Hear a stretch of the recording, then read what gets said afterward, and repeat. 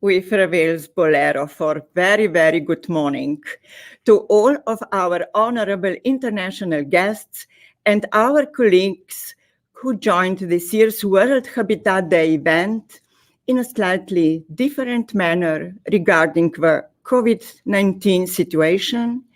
And also good morning to all our students of the Faculty of Design who started freshly and bravely this unpredictable new winter semester of 2020.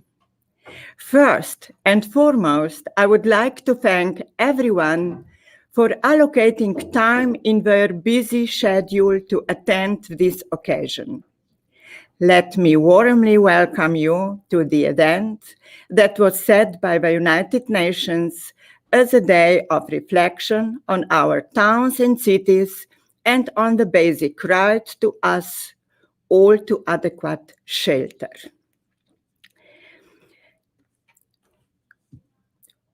World Habitat Day is celebrating for more than 30 years now and aims in promoting the idea that everyone deserves a decent place to live, but also reminds us that we all have the power and the responsibility to shape the future of our cities and towns. Housing is a fundamental human right. With the spread of COVID-19, people have been told to stay at home, but it became evident more than ever that this simple measure is impossible for people who do not have adequate housing. Home is definitely much more than just a roof. It is a place that makes us feel safe and enables us to continue living, working, learning, while it also allows us to access basic services and infrastructure for hygiene measures and physical distancing. An estimated 1.8 billion people were already living in slums, informal settlements, inadequate housing in our cities worldwide before the pandemic began. We might say that the spread of COVID-19 is spotlighting a pre-existing global housing crisis and emphasizing the need of long-term interventions focusing on reviewing the current approaches to housing and land as crucial as they could significantly shape the success or failure of urban areas to respond to extreme events and future post-disaster recovery. World Habitat Day 2020 therefore presents the opportunity to engage in a global discussion on the transformative impact of COVID-19 on the housing sector and to explore how to build societies better. It is inevitable to admit that issues around housing must be at the center of sustainable and inclusive urban development. Inclusive, affordable, and adequate housing is also the key to sustainable transformation of our cities and communities. Sustainable Development Goal number 11 aims for resilient, inclusive, safe, and diverse cities by 2030, and one of the targets is access to adequate, safe, and affordable housing and basic services for all by 2020. I believe the pandemic offers new opportunities for all stakeholders to participate. Let's celebrate World Habitat Day 2020, dear ladies and dear gentlemen. If you allow me now, I would like to invite to welcome speech Mr. Gilles Roujon, Collective Innovation Catalyst for IDF Pulse Explorer Team, World Design Organization Regional Advisor, with the presentation name, The Essential Need to Consider Time as Our Priority and a key performance indicator to design more sustainable ecosystems. Gilles, please, warm welcome. Thank you, Nada. First of all, let me warmly thank Professor Nada Rosmanek-Maticic as the acting dean of University of Primorska Faculty of Design. I do think that we celebrate the 15 years of your Faculty of Design also, which is great. Congratulations for that. And Thank you. and it is really an honor as a European World Design Organization regional advisor to enter a discussion with you, not only to celebrate this World Habitat Day, of course, but also for the whole Going Green Global Week and focus you always stress. Maybe first of all, and as you said, Nada, the world faced quite an invisible virus that really hurt everyone on the planet. And as you know, we have now more than 1 million deaths reported worldwide, which is amazing. Of course, for me, this is kind of a proof that our world and our living models, and of course housing and urban living, are quite fragile. And this is just kind of a stress test, in fact, because on the one hand, dealing with pandemics, we know that they happen. They did in the past.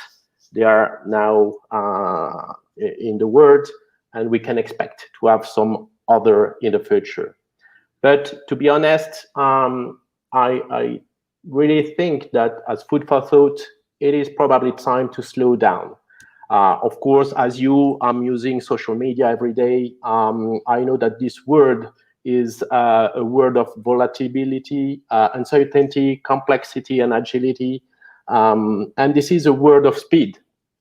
I'm not saying that we all have to go and ride bicycles, even if you can imagine it is really helpful to leave the city in a more intelligent way. But my aim is here to try to share with creative people that we probably have to slow down to look at our essential needs, not only mobility, health, due to the COVID-19 pandemics, but also the way we eat, the way we grow vegetables, how we use digital tools, and of course, what is the future of work in cities, mixing remote and physical work. And air quality is also a very important issue. So I'd like to share with you, but I'm sure you know this report. This is the Global Risk Report 2020 from the World Economic Forum, stressing the impacts that are likely to happen. You see on the baseline, and their impacts. And I just wanted to once more share the top right corner of it, where you see that climate change is considered as the most impactful risk. And as you know, when you have difficulties created by the climate change, migrations rises, and also we can expect increasing inequalities. The migrations grow, and we are entering some kind of vicious cycles. So I think that it is really time to use the eraser first. We have been really fed during the last century due to the use of fossil fuels of a booming economy worldwide. We always try to add new solutions to what existed. And maybe once more, after slowing down and looking at our essential needs, we probably have to start first by erasing what is not essential in our life. And it means probably not only focusing on short-term financial KPIs and short-term thinking, but mid-long-term impacts of our designs and creations. And of course, I don't think this is brand new.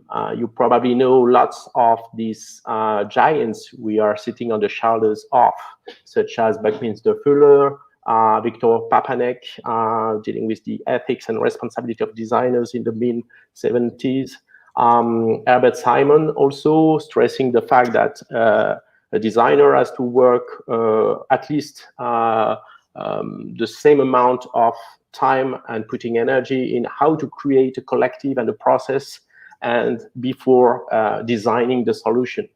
And I couldn't also forget Dieter Rams. You probably all know the 10 principles that are still quite amazing for the design community.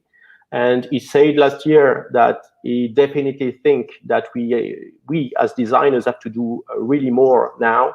And this is just about carrying the word and dealing with housing and what you introduced, Nada, during this World Habitat Day. I think we are at the core center of it. Let me just also share my conviction that more than ever, we have to think with bottom-up collective initiatives. And this is the reason why I think it is also time for time, meaning thinking more before designing solutions, involving stakeholders, not only the other designers, architects, urban planners, etc., of course, politicians and policymakers, but also involving the citizen, involving the people who are suffering in our cities or who can or should afford more interesting and livable conditions. The power of design and creative jobs deals also with the ability of materializing complex ideas once more before jumping into the use of resources, water or energy. And I think we need that more than ever as a mediative tool for our collective thinking of the way of living in cities. And finally, as a bottom-up process, more than ever, we need experimentations, being humble about what we think as designers could be solutions or interesting paths, and trying to put them in real conditions and being ready by agility to adapt and include all the potential improvement of it. Of course, you also noticed probably the European Commission President Ursula von der Leyen address to the European Parliament the 16th of September, because she, for the first time ever in Europe, she stressed the fact that she wants to set up a new European Bauhaus, a co-creation space where architects, artists, students, engineers, designers work together.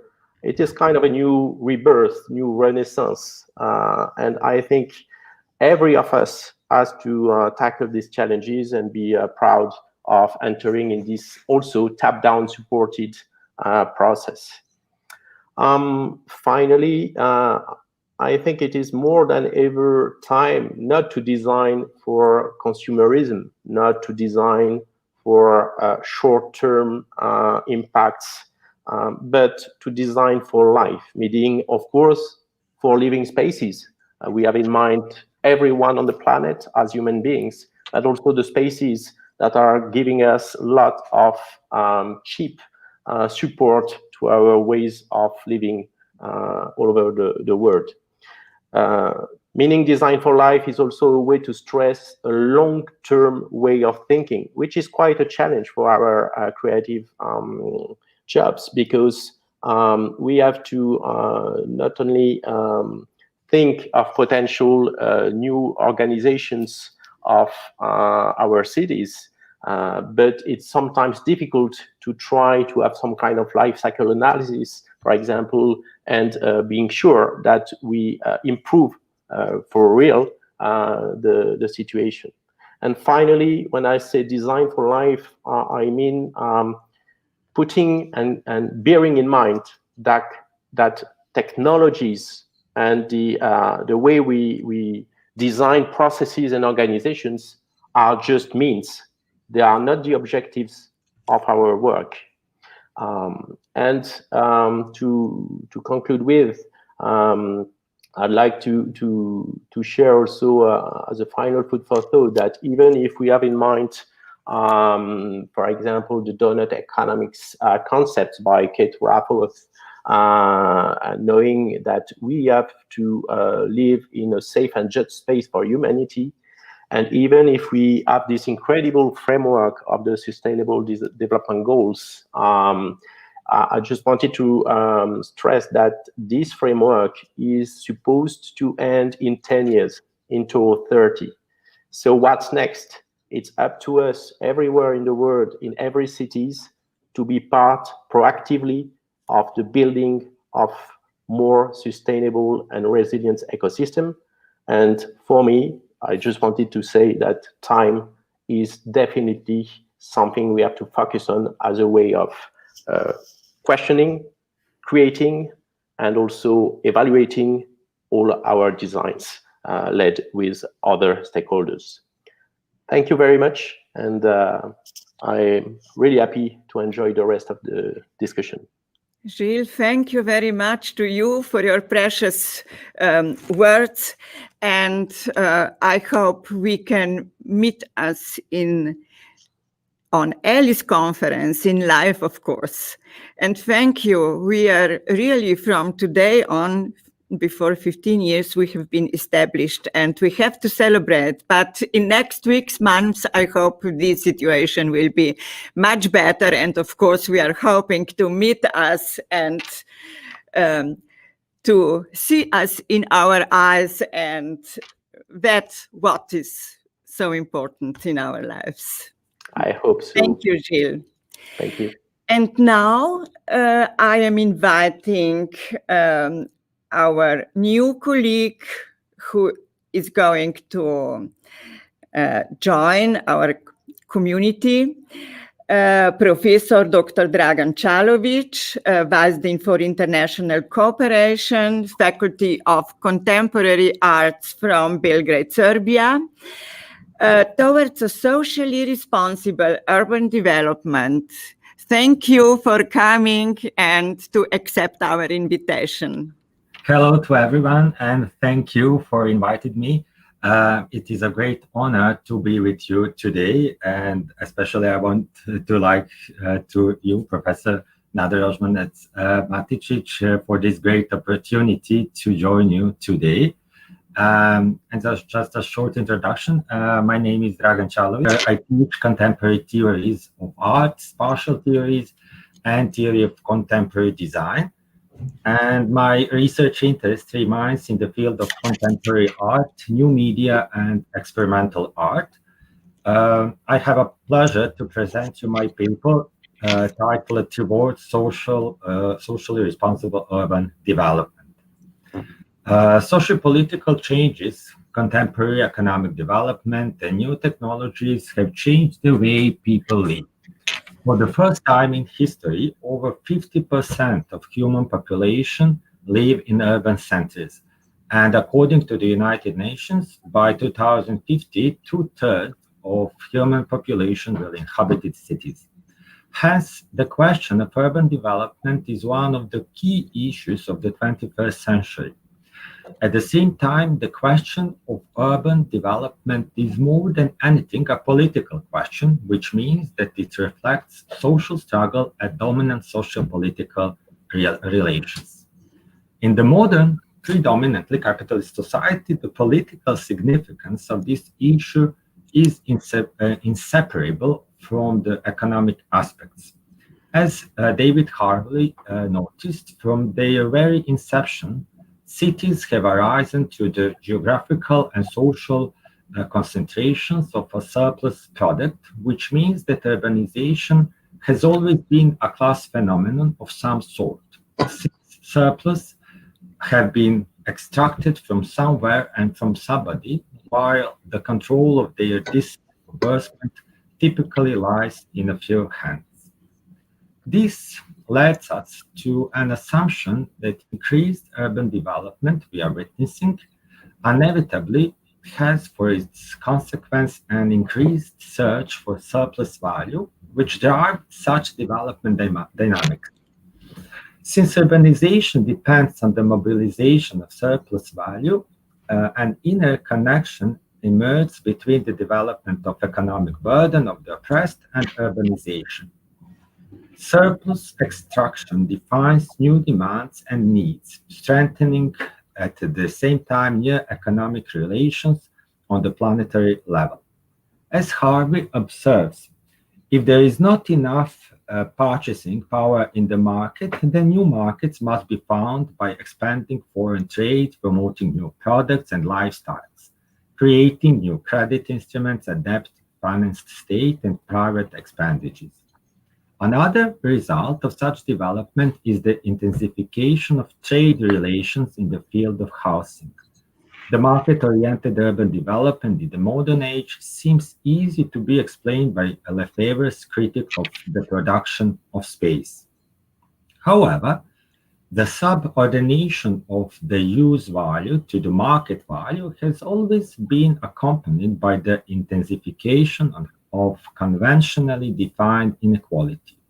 Real needs, as well as use value, in this sense, have only limited significance, while a central force in ensuring market growth is the production of symbols and desires.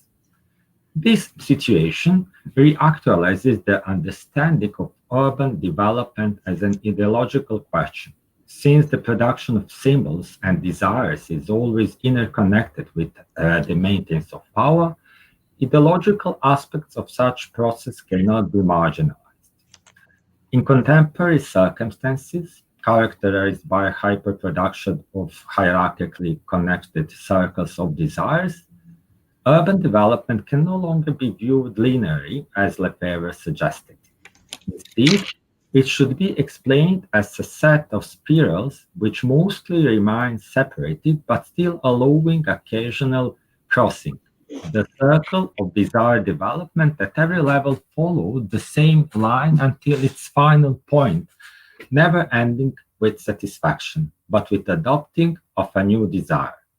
This scale of desires begins with the desire for shelter, evolving endlessly through the constant multiplication of desires, the perpetuation of which is supported by the need to provide a surplus value.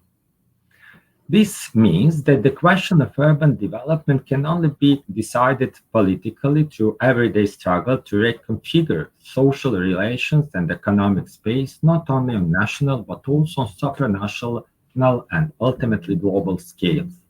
Since the approach to urban development always has political implications, our historical duty is to redirect it towards more egalitarian, democratic, and socially just forms of urban society.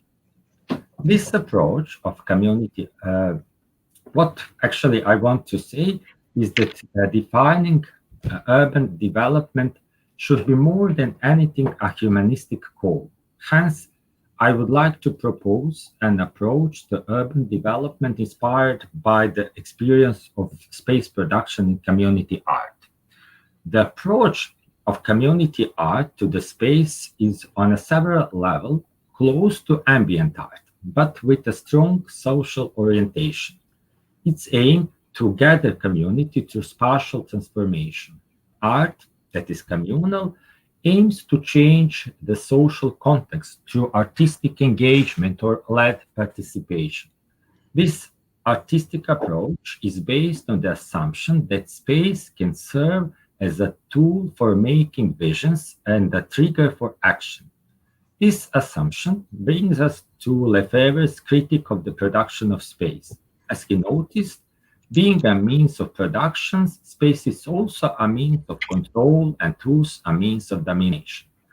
Hence, spatial reality can be understood as a reflection of power.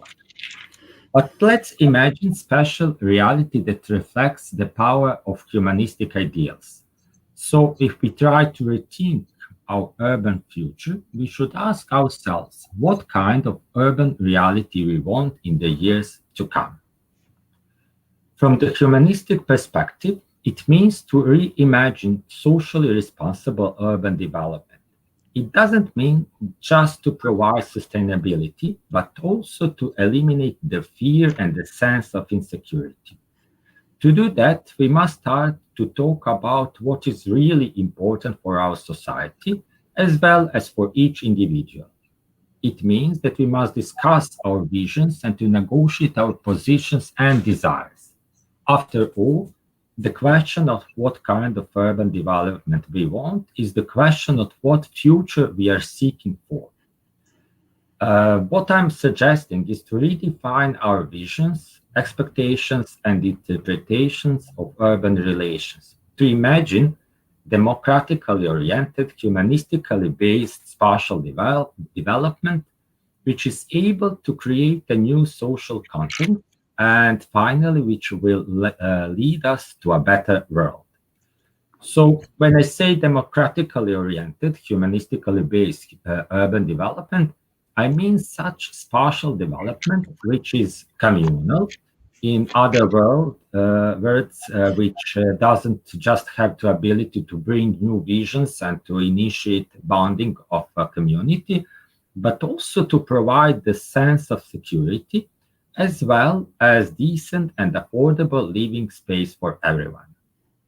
Then, human-oriented, which means aligned with non-alienated way of living. This can be only achieved through the construction of desires, but which maintenance of the system is perpetuated. Then, historically responsible, urban development is a part of a wider historical context, with significant political consequences. The accepted model of urbanization always presupposes a certain model of historical development. Our historical duty is to provide urban development for a better world. And economically responsible, which means separate from the exploitation process at any level. As Harvey says, the freedom to make and remake ourselves and our cities is one of the most precious, yet most neglected of our human rights. Hence, demanding democratically oriented, humanistically based urban development means demanding protection of our basic human rights. It is a question of the future we build and the social relations we accept. Urban development must not be a tool for perpetuating exploitation and subjection, but a mechanism for ensuring a fairer and ultimately happier society. Housing for all can remain an idealistic phrase, but it can also be a fulcrum of development if we are willing to accept a new paradigm of cultural, social, political, and economic development. Thank you for your attention. Thank you so much, Professor. Thank you. And good luck with our students on faculty's workshop in next days. Good luck. Thank you. Thank you. Now, I would like to invite Professor Piet van de Walle, architect from Thomas More University. No? Okay, I'm sorry. Okay, Inge, I'm sorry. I'm inviting Assistant Professor Peter Dr. Lieper, Head of Chair of the Faculty of Civil and Geodetic Engineering from University of Ljubljana, and Assistant Professor Inge Kalan-Lieper from Faculty of Design, New Paradigm in Urban Design. Warm welcome, Inge. Well, thank you, Nada, so very much. I'm really glad to be a part of this discussion. And I'm saying hello to my former speakers. Today I will have, and I must share the screen. I will have the discussion about the new paradigm for sustainable urban design. And I think my former speakers, can you see my presentation? Nada? Is it everything okay? Can you see? No, I No? don't. Now? Is it now? Okay? No, I will No? ask Domen Okay, to help you. okay, just a second. Domen is going to call you. Okay, no, it's okay. And now? What now? Is it okay? Yeah, done. Hello. Okay, Everything, it's okay. You can see my speech, new paradigm for sustainable urban design? Yes, okay, thank you. So, as my former colleagues have a speech about urban development, I will talk about just a part of that urban designing, while this is, I think, is a historic moment when cities can change course. There may be limited mobility options, as the crisis has slashed traffic volumes and transit service and people shelter at home. As we can see, and as we were used to, our streets were really crowded and polluted our space. Future thinking about urban design will likely include public health and personal health as a part of these parameters. And I will start my paper with one very well-known worldwide Danish urbanist and planner architect, Professor Jan Gehl. Gehl is committed to making cities neighborhoods and places where people have control over their health and well-being and are unable to take meaningful climate within their daily lives. His statement is first life, then spaces, and then buildings. And I think that Professor Gehl was warning us many years before this horrible time that we are now living, and we are separated. And he taught us that we should create the cities for the people. And these are his designing for health and well-being, public life, public space, good for the collective and good, of course, for you.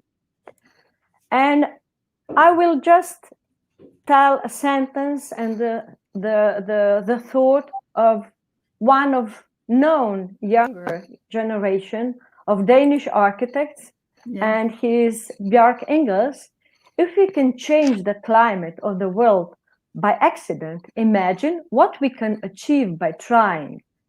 And I think the world and the design in the towns and all around should change. We architects, I'm the architect, we must change our thoughts, our prognosis, because what happened now. And this is his sketches.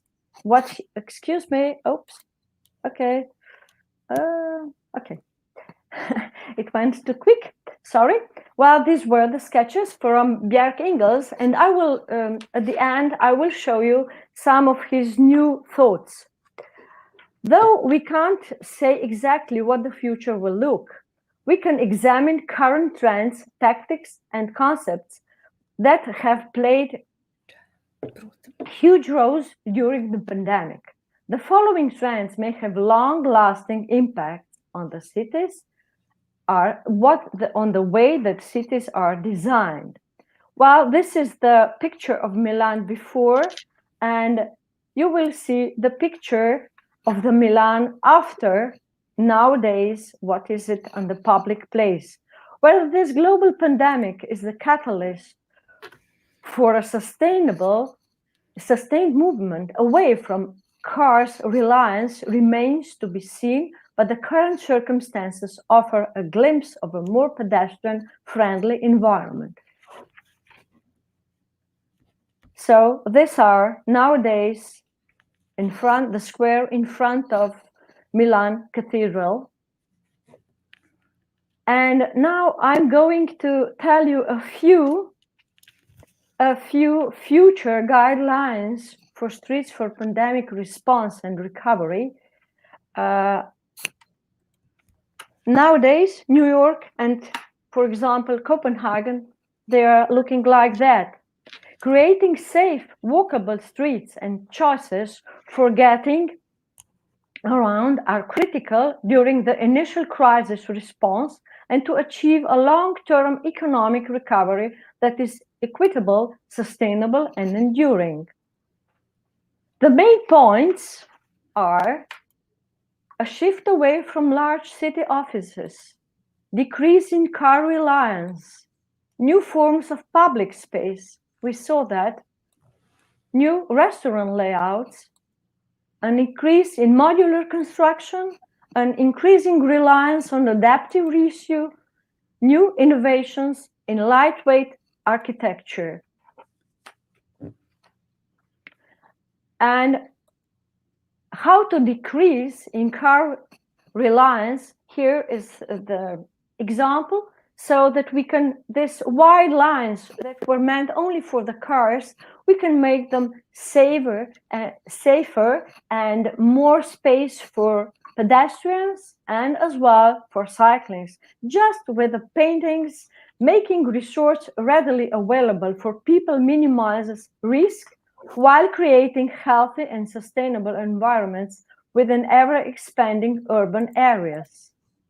A shift away from large city offices, as they set a point that was, I mentioned the main point. One of them was as well that we must move from big and large city offices to small places to shade ourselves in or make a small place quiet, to work at home, to be at home, and to have our own space. Peaceful, of course. There is one of the ideas how to make a new public space like this place, Madrid Plaza de Dalí. They are suggesting how to reorganize it and how to make this now empty and in past was really very crowded square. How can they redesign these public spaces? New restaurant layouts. We saw that we have new rules, the new paradigms. So this is one of the suggestions. It's really horrible, but it is the bulb. So then we can safely eat and gather together in small bulbs like this. They were installed in Chicago main line, as you can see. And now these are the future guidelines for recreating the urban space in this time. We can use them for response and recovery in pandemic time. You can see here are a few suggestions how we can use these wide streets for walking, for shared streets, for markets as well, and of course for cycling. You can see during the night we can make the changes for safer pedestrians and cyclists. Transit as well, for school streets. They can be used as well for the playgrounds for children in front of their schools, not just for street place for the cars, but as well for safe playing. Dining as well, we can dine in front or in the middle of the street. So they change the place, the public place in Brno, as you can see here, or maybe we can make, this is for the landscape architects, and as well the suggestion that Parc de la Distance in Vienna, Wien, the architects, Austrian architects, made design for a public park that enables city dwellers to exercise and enjoy nature as COVID-19 lockdowns ease while still maintaining physical distance. This was the new one, the new suggestion, how we can train, run, walk even though we are in the middle of the town. These are some other future guidelines. Health sanitation, the streets should be changed, the use of the wide lines as well for open play streets, communication, bike rollers, or maybe there is very popular to have their place for the scooters as well, and cycling. And of course, wider and safer lanes, as I told before, for the cyclists as well. Wider walking lane, these are the measures, increased wide for walking at a physical distance because of these new measures we were given. So you can see the widens of pedestrian, how can they be moved on the wide side of the street, and as well the safe cycling paths. These are the transit lanes, different. They must mark the new symbols so that we will be safe, while we know that now we will use in the future, I think that public transport is one of the most important way of walking between or among walking, cycling, and of course public transportation, not private cars anymore. These are the suggestions for slow streets, as you can see. How can we make this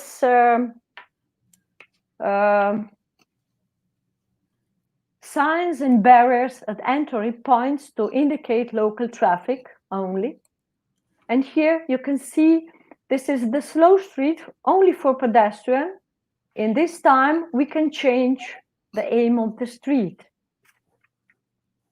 And here, outdoor dining.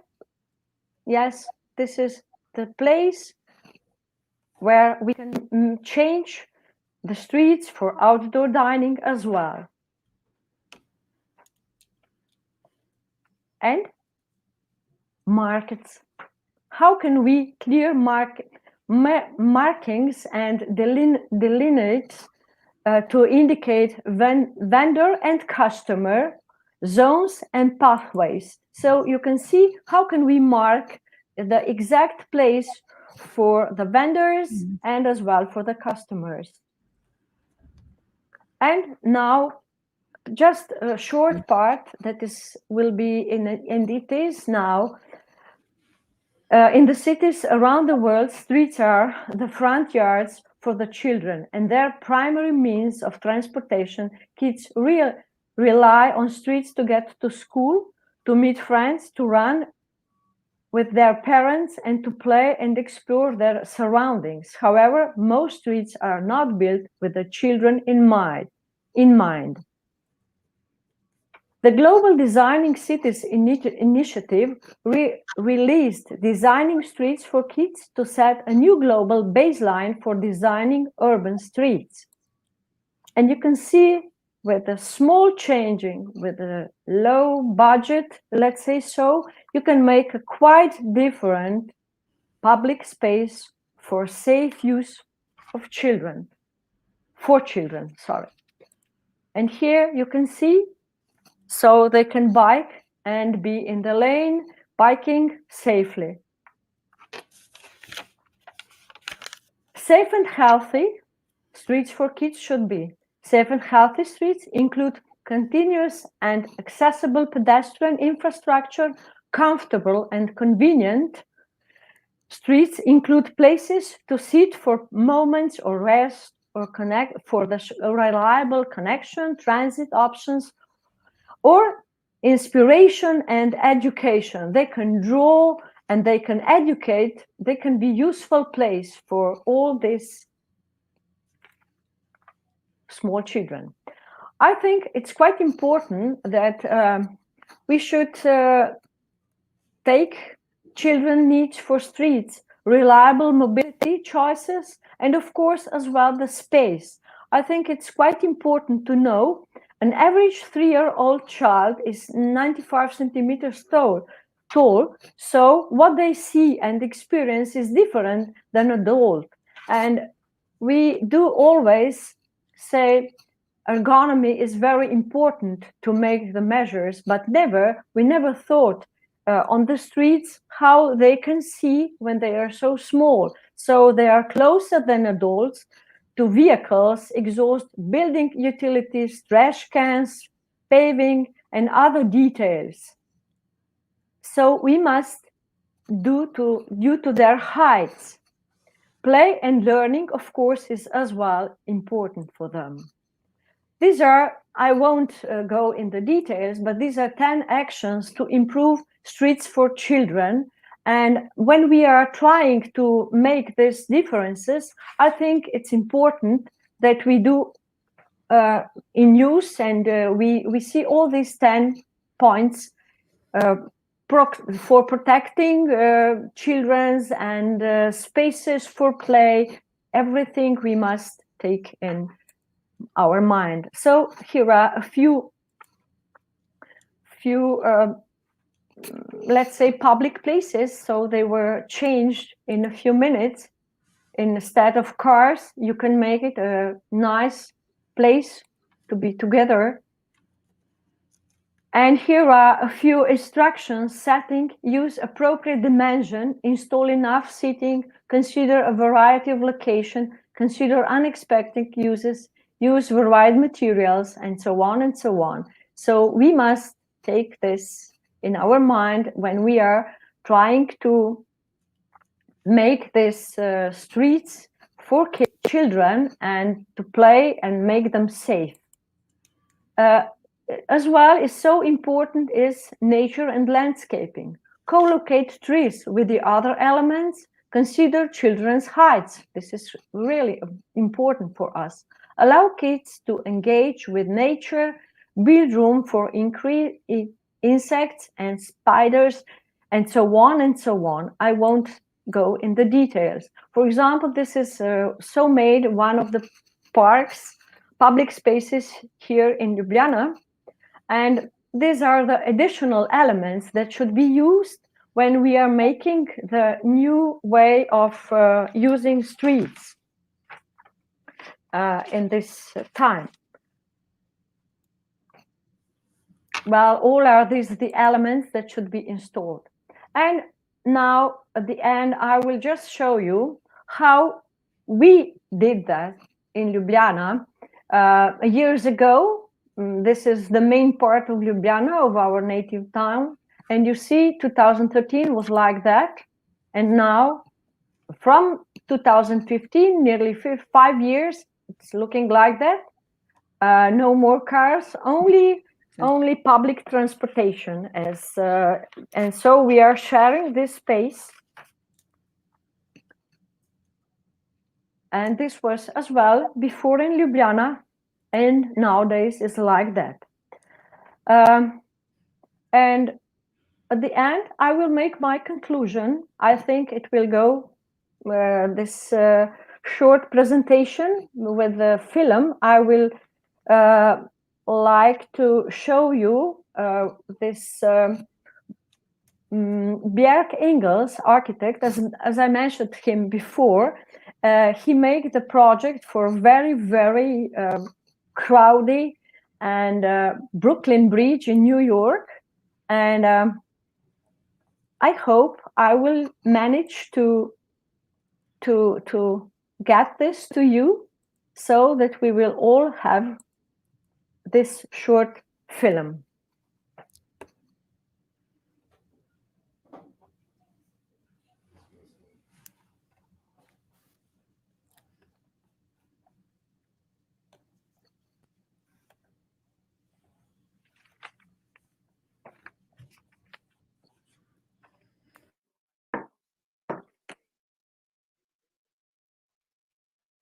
Ja. Telefoon, Vigan. Yeah, okay. Oh shit. Okay, come. Come.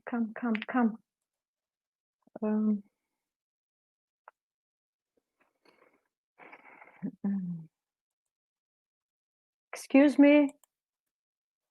And now?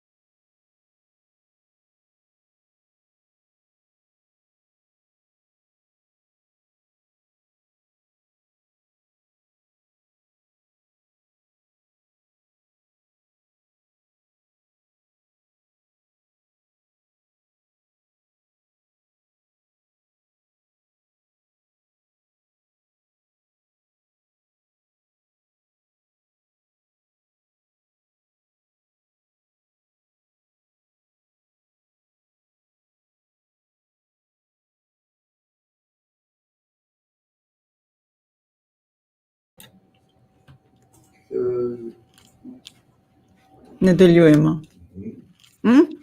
Yeah. I'm sorry for some technical inconvenience from Inge. Inge, although thank you very much for very nice presentation and of course very up to date. We have to learn, and I am really very happy that we added to the programs of Faculty of Design also Studio of Planning and Urban Design. We need to know much more from this theme. Thank you, Inge. And now I really am very happy to invite Professor Piet van de Walle, architect from Thomas More University of Applied Science from Belgium. Hi, Piet. Good morning, Nada. Good morning. Glad to join you. This unprivate house. I'm really very excited about that. Please, the word is yours. Okay, thank you. Let me try to share my screen.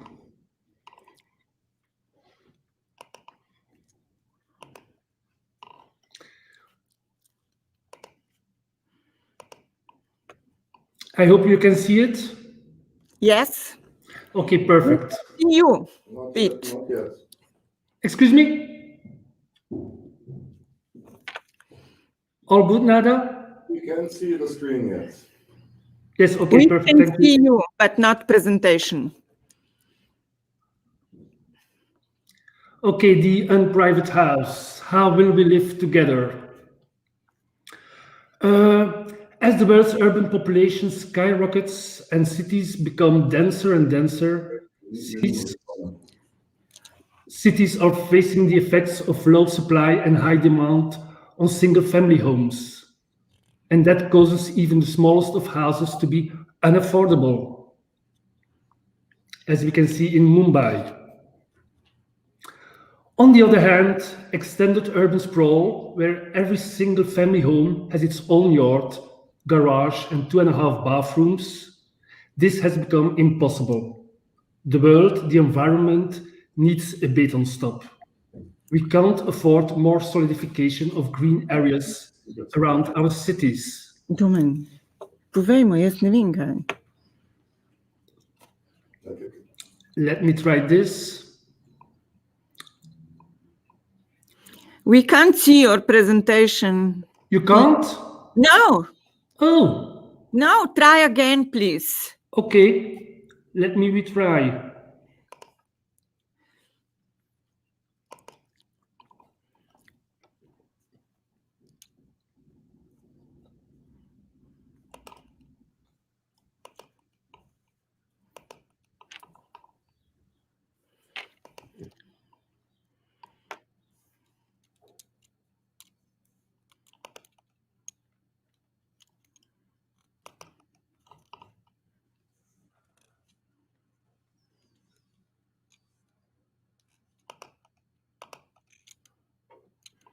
A mu lahko pomagaš, Domen? Ne.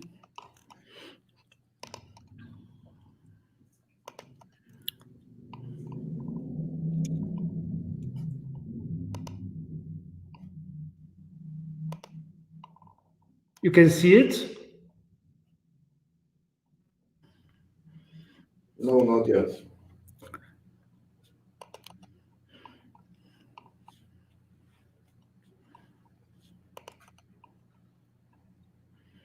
What's happening?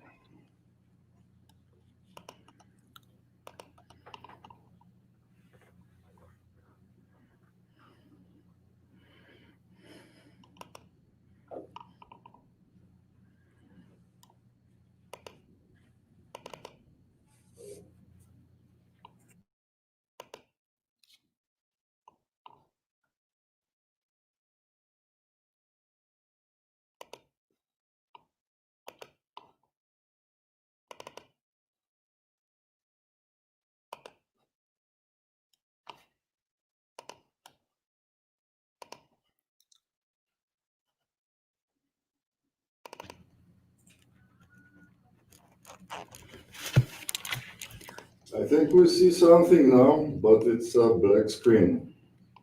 You see it now? It's a black screen.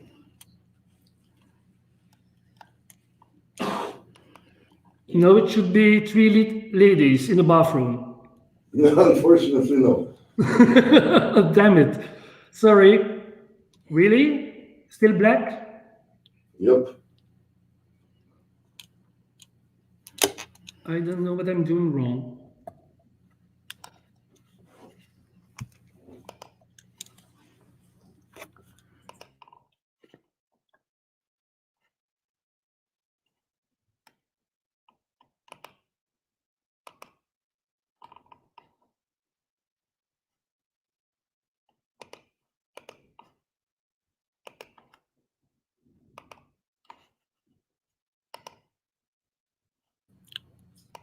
Now we can finally see it, yes. Yeah. All right, thank you. Oh my God. Young ladies. Sorry. speak. It's Okay, all right. my three little ladies in the bathroom. Okay, the private house. Thank you. I restart. Sorry for the delay.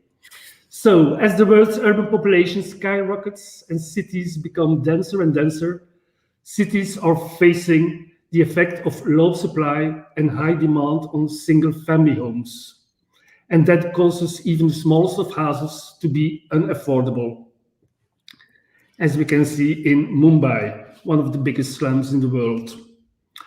On the other hand, extended urban sprawl, where every single family home has its own yard, garage, 2.5 bathrooms, has become impossible. The world, the environment, needs a bit on stop. We can't afford more solidification of green areas around the cities.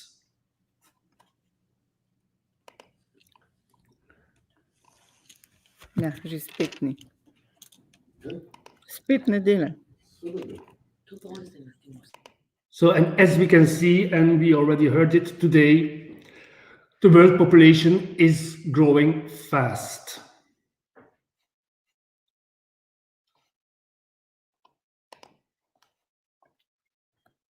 And we heard the numbers already. So 3.5 billion people live in cities today. That's half of humanity. 5 billion people are projected to live in the cities by 2030. And according to the UN, the world's population is expected to increase by 2 million persons in the next 30 years. So from 7.7 billion currently to 9.7 billion in 2050. And over 800 people already live in slums today. And it's quite easy to say it's a political problem based on economical inequities, but that ain't gonna solve it right now. And I am really ashamed to admit that I am part of the problem by basically being a bad teacher. I do believe that. Home ownership, the idea of claiming space, beautiful architectural design, overwhelming public buildings, single-family homes, a husband, a wife, 2 children, and room for a pony, luxurious private interiors. All these so-called pictures of the ideal lifestyle are still projected and promoted through our design education nowadays, and it's completely obsolete. In fact, I think it's almost a crime against humanity to teach these kind of things any longer. Hence, Hashim Sarki's theme of Venice Biennale 2020, well, 2021 now because of COVID, how will we live together, surely requires an urgent response. He is calling on architects and designers to imagine spaces in which we can generously live together. We need a new spatial contract.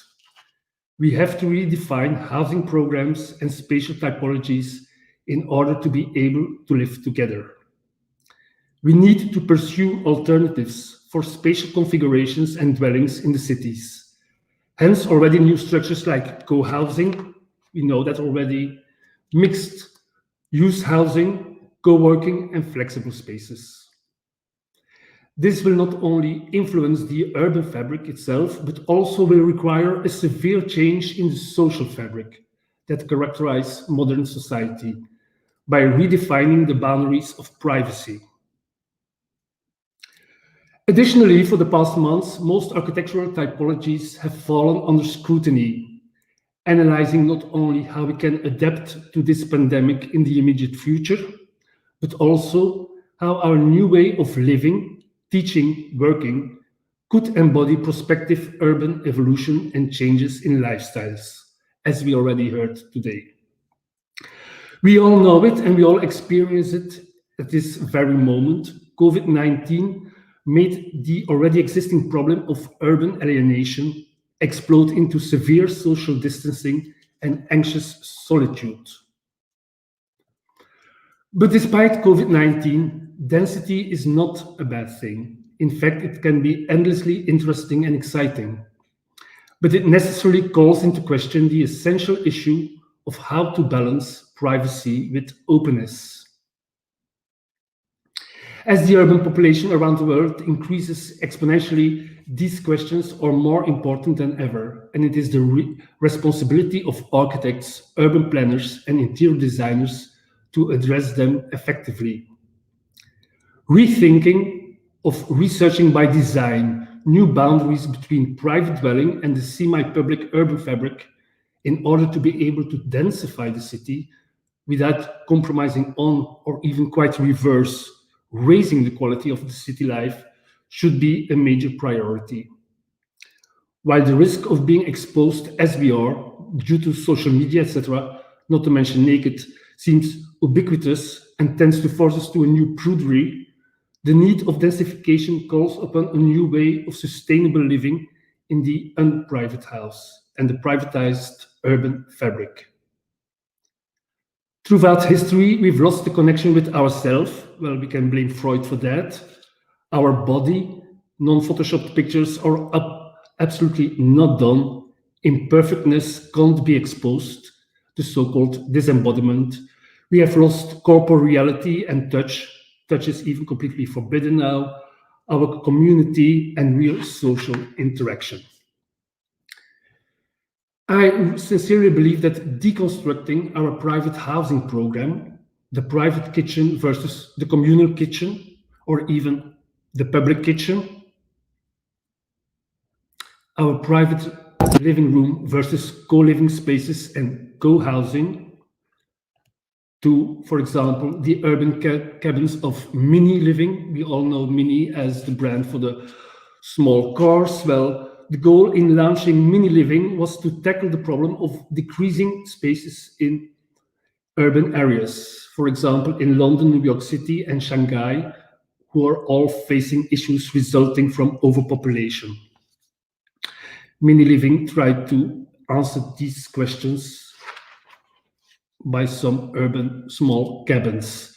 And the urban cabins are a study on new solutions to accommodate more people while keeping communities connected. We should abandon our private bathrooms and return to the art of communal bathing, like, for example, in the Japanese onsen culture. We should leave our private gardens and go to public garden and even guerrilla gardening. In a highly disconnected world, even the smallest attempt at increasing interaction between citizens is of really great importance. Aware of that, Edwin van Capelleveen, a Dutch designer, introduced social balconies, for example. The project consists of a modular toolkit of bridges and stairs that are able to connect balconies in any type of building.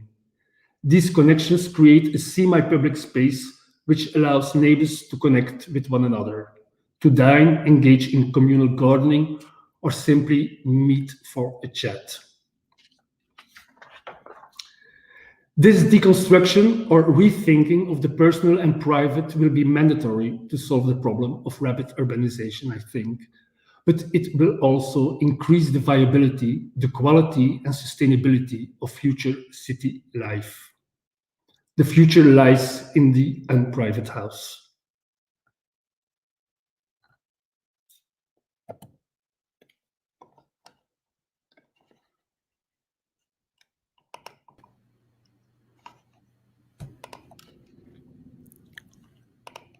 Yeah? Thank you, Nada. Okay. I have been waiting for, thank you, Claude.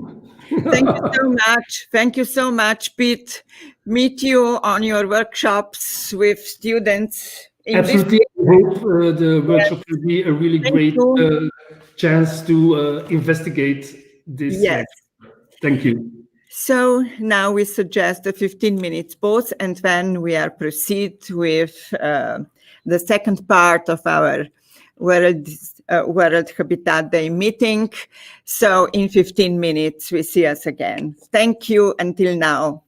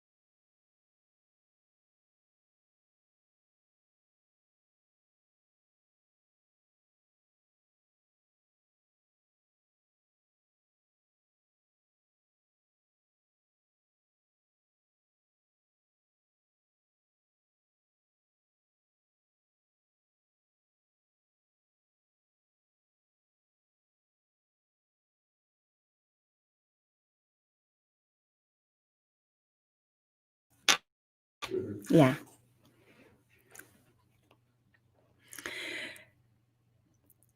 Good morning again. We are back. Now I am going to invite Mr. Martin Lauricic, architect from company Alfa Natura. How are you? Hi. Hi, and you are going to represent us wood construction material for the future. You are known as an architect, designers, and producers for wooden houses. Thank you. I welcome all the spectators today. My name is Martin Lauricic. I work for the Alfa Natura company, which is a company which has, as Nada presented us, we are a combination of manufacturers, producers, and designers, and mostly we are timber-driven company. So we also try to invest a lot of time into research. So now we are part of the Wood Circus, which is a Horizon 2020 founded project, and we are thinking what kind of possibilities are there to construct structures and buildings in wood. Today we presented this presentation as wood material for the future because we find it interesting that still when you ask somebody today, for example, what is a construction site, most of the people still see something like this. So basically, they connect the construction site with classical concrete buildings. This site is one of the biggest construction sites now in Slovenia. It's the big residential neighborhood, which is interesting that the ideal concept was all designed in wood construction. And as you can see now, the real life is still concrete, at least in Slovenia. And now we are thinking about what kind of things we have to present a wider population in order to get from this image to this image. So this is a similar building.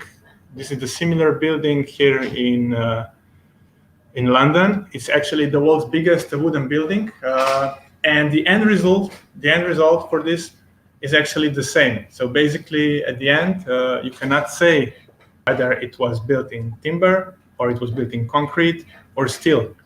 So actually, the wood as the cross-laminated timber, which I will represent later on, is a reinvented construction material.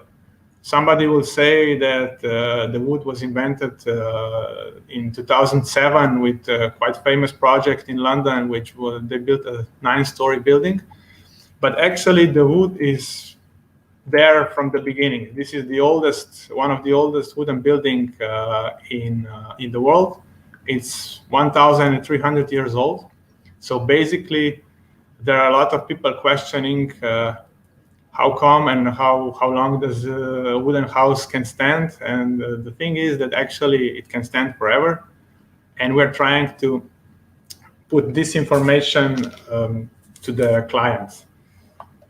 So as the population grows, and as it was mentioned in the previous lecture, we have a lot of side effects. And one of the biggest side effects is pollution. And with wooden construction, there are a lot of things which can be very, let's say, where we can pay a lot of respect to environment. One of the very popular topics today is carbon footprint. And the thing is that in the concrete house, there is a big amount of carbon that is that gets into the environment with production of material and with the construction of material. So for the typical family house built in concrete, there's approximately of 75 tons of carbon that is emitted into the air. On the other hand, a wooden house has a totally different carbon footprint, which really gives a lot of space and things to consider regarding the wooden construction. So a single family house built in wood actually absorbs about 60 tons of carbon. So where is this difference? Is basically because the wood actually grows, and in this segment of growing, it collects the carbon from the environment and stores it, and only later on it's emitted into the our surroundings. And this material, which I presented earlier in this project, cross-laminated timber, is quite low technology, but high technology solution. Actually, it's very simple. The material itself, we have a forest, we cut the forest, we cut the trees, we saw them into planks, and we glue them together. And with this process, we get a very uniform material, as we can see in this picture. So the transportation is quite easy due to lightness on material. The wood itself is about 3 times lighter than concrete. So the only trouble in transportation is transportation. So we are limited to about 3 to 13 meters, which is a truck trailer. And afterward, the assembly is quite simple. The whole technology is very young. The first technical approval for building in this material was issued just before 2000. So basically now we have 20 years of commercial building. And here we have a couple of case studies which are from Slovenia. We were part of them all, of course. And it is the apartment building, one of the first multi-story apartment buildings. The picture is approximately 2 years old. We did it in Domžale, its surroundings of Ljubljana.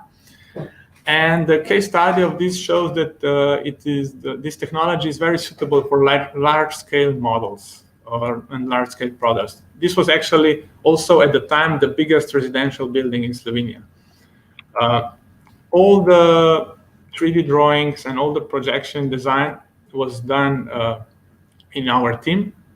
It is quite fast, and the main feature of this construction site is its accuracy, attention to details, and of course light construction. Here are some of the technical details. So basically, maybe even if it looks very simple, it's still the statics is calculated, and there are no ifs. Everything is on its place as it should be. Also, we put a lot of attention to details about the acoustics of the building itself. So if we compare it to traditional, I don't know, for example, in the concrete house, when somebody is renovating and the 5th floor and in the lower floor, you can still hear the problems or the noise. In this kind of construction, we installed these acoustic ribbons. So basically, every unit is completely for itself isolated, okay?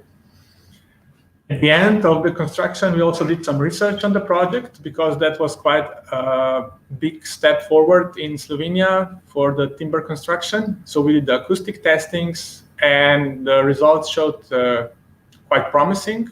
So the massive timber walls and ceilings proved to be very good acoustic barriers. So now the clients already live there for 2 years, and for now, for the first 2 years, we had actually no complaints about some stuff that might be considering when somebody is buying or thinking about timber construction building. Also, one big issue is the fire safety, but basically that's only an issue for customers or the clients who are not familiar with properties of wood. The wood itself has a very big temperature resistance. So the evacuation in the case of fire is very simple. Also has a very good mechanical resistance. So basically in the case of fire, we actually don't need any extra coatings or extra protection.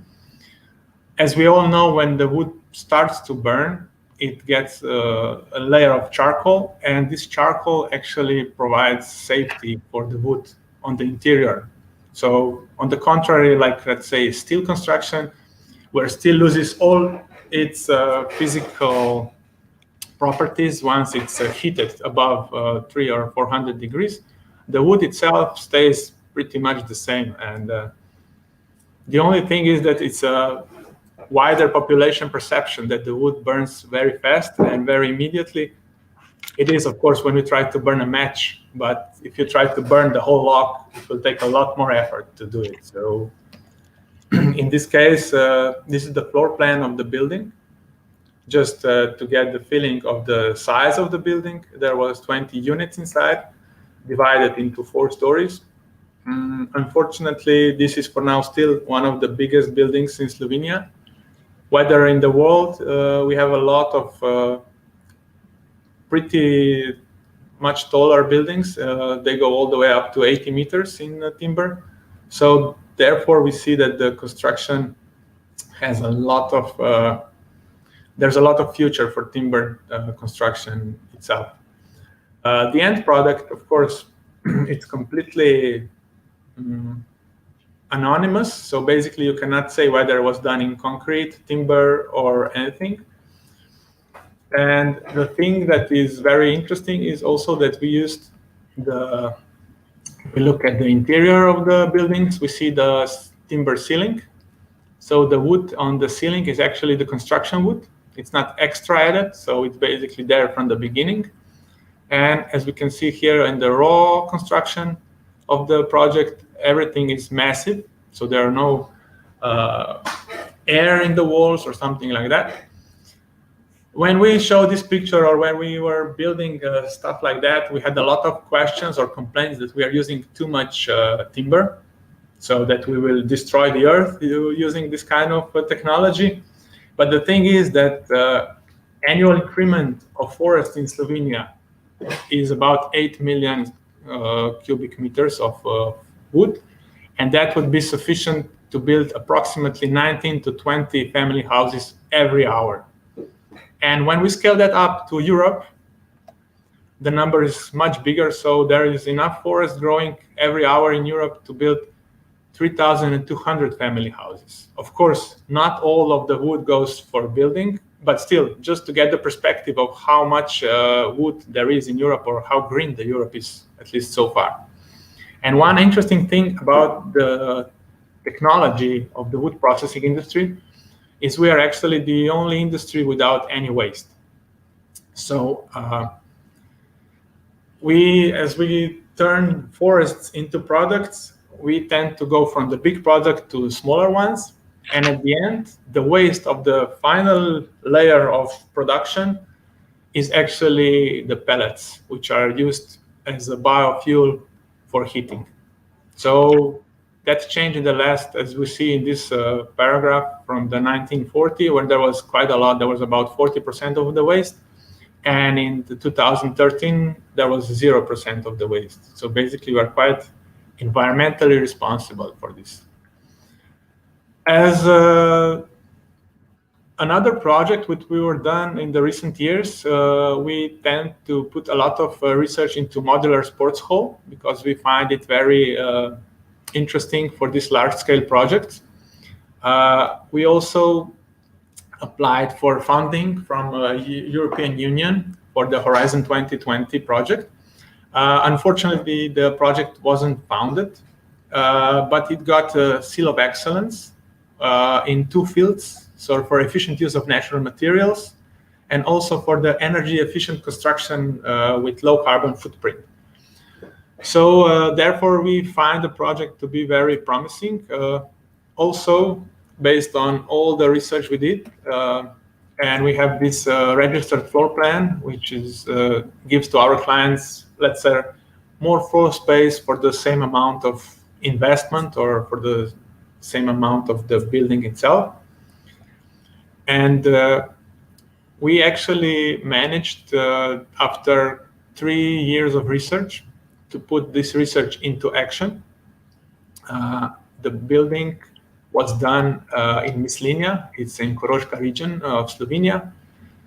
Of course, the thing and the construction technology is very similar to the Karantanica building or to the single family house. The only thing that we got used to in the large scale model is that everything is much bigger.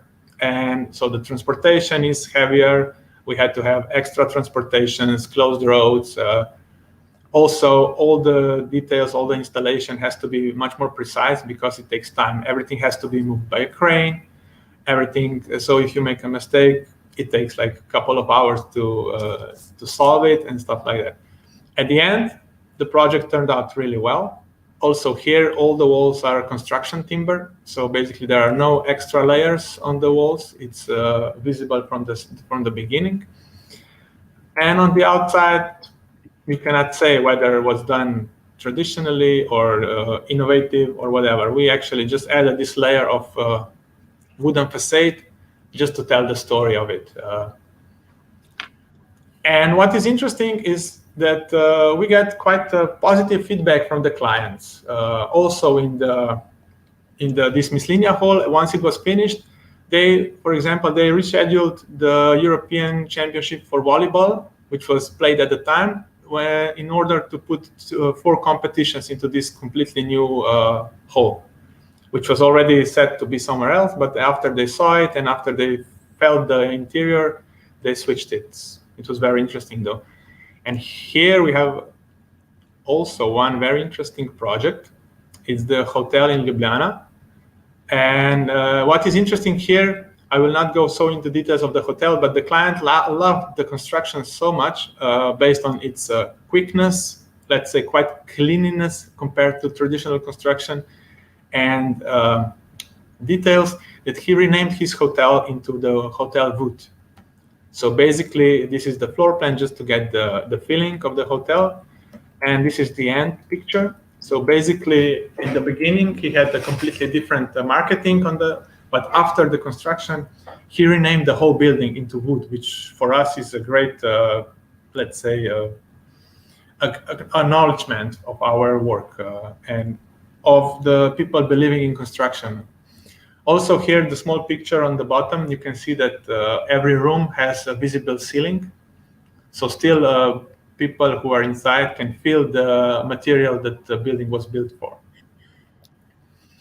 Besides that, we have done quite a few projects which were, let's say, paving the road for timber construction in Slovenia. This is the first wooden dentist clinic in Slovenia, and also completely different aspect of buildings. It's a funeral chapel where we had quite a challenging construction setting. As you can see in this picture, that we had to extend the arm approximately, I don't know, 50 meters, not to destroy anything, of course, but the results were fabulous. Also, this chapel was nominated as one of the 10 most beautiful chapels in the world in the 2015. So basically, we're quite proud of it. And also, what is very promising for Slovenia, that we started to get into the faculty segment. This was the extension of the Faculty of Biotechnology in Ljubljana. We cooperated with the team. We did all the construction and roofing, and also the result is very nice. But the thing is that, oh, sorry, I forgot about this project. This is just done. It was done 3 months ago, finished. It's one of the biggest wooden complexes so far in Slovenia. So it's like a small tourist resort in Kranjska Gora. And for now in Slovenia, we are still fighting, let's say, fighting for bigger projects in order for the country to accept this kind of construction. Whether in the world, this kind of construction is already very well accepted. The building in the top right corner is the biggest so far. It's the Hoho Tower in Vienna, in Austria. It's 81 meters tall. And here we have also, can we show yeah, we can show my cursor. And this one is the similar, it's 84 meters tall, it's in Norway. So basically these are the 2 buildings that are the tallest now and are setting the new standard for how tall can we go, or can we maybe someday become like equivalent to steel construction, maybe concrete construction. So far, we are not there yet, but I think we are managing to get there. And for us in Slovenia, here are some projects that are in progress. So basically, I think that Slovenia is now prepared for the large-scale projects. This is the extension of residential units on top of department store, which is now getting the building permits. This is another apartment building in Ljubljana, which is also getting the building permit and will be built, let's say, in the next year. This is the ideal concept for the sports hall in the municipality of Ankaran, which is also in progress, and I hope we can see more of buildings like that. And this one is actually now the pictures from last weekend. On the right side, this is the renderings. It's going to be the InnoRenew Center of Excellence in Isola. And on the left side, there are pictures from Friday. We are doing the timber construction of this main area, which will be completely timber, except this steel core.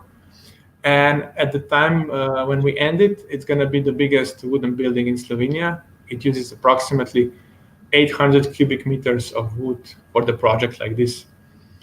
So we are hoping that with all the carbon footprint and all the technical specifications of wood, we will find out that the wood is really the material for the future. Or as the World Habitat Day says, housing for all.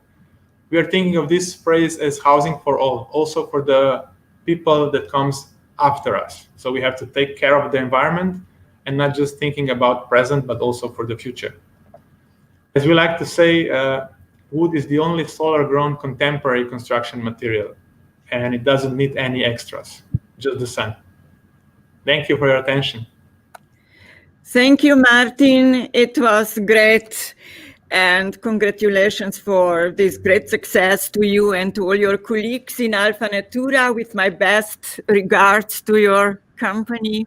Thank you. I'm looking forward if our students can work with you and to get some experience also in your. Of course, we are always open for collaboration. Also, we did this neighborhood with your faculty, and I think we have a lot of projects that we can find some kind of cooperation. Excellent. Thank you so much. Thank you. Bye.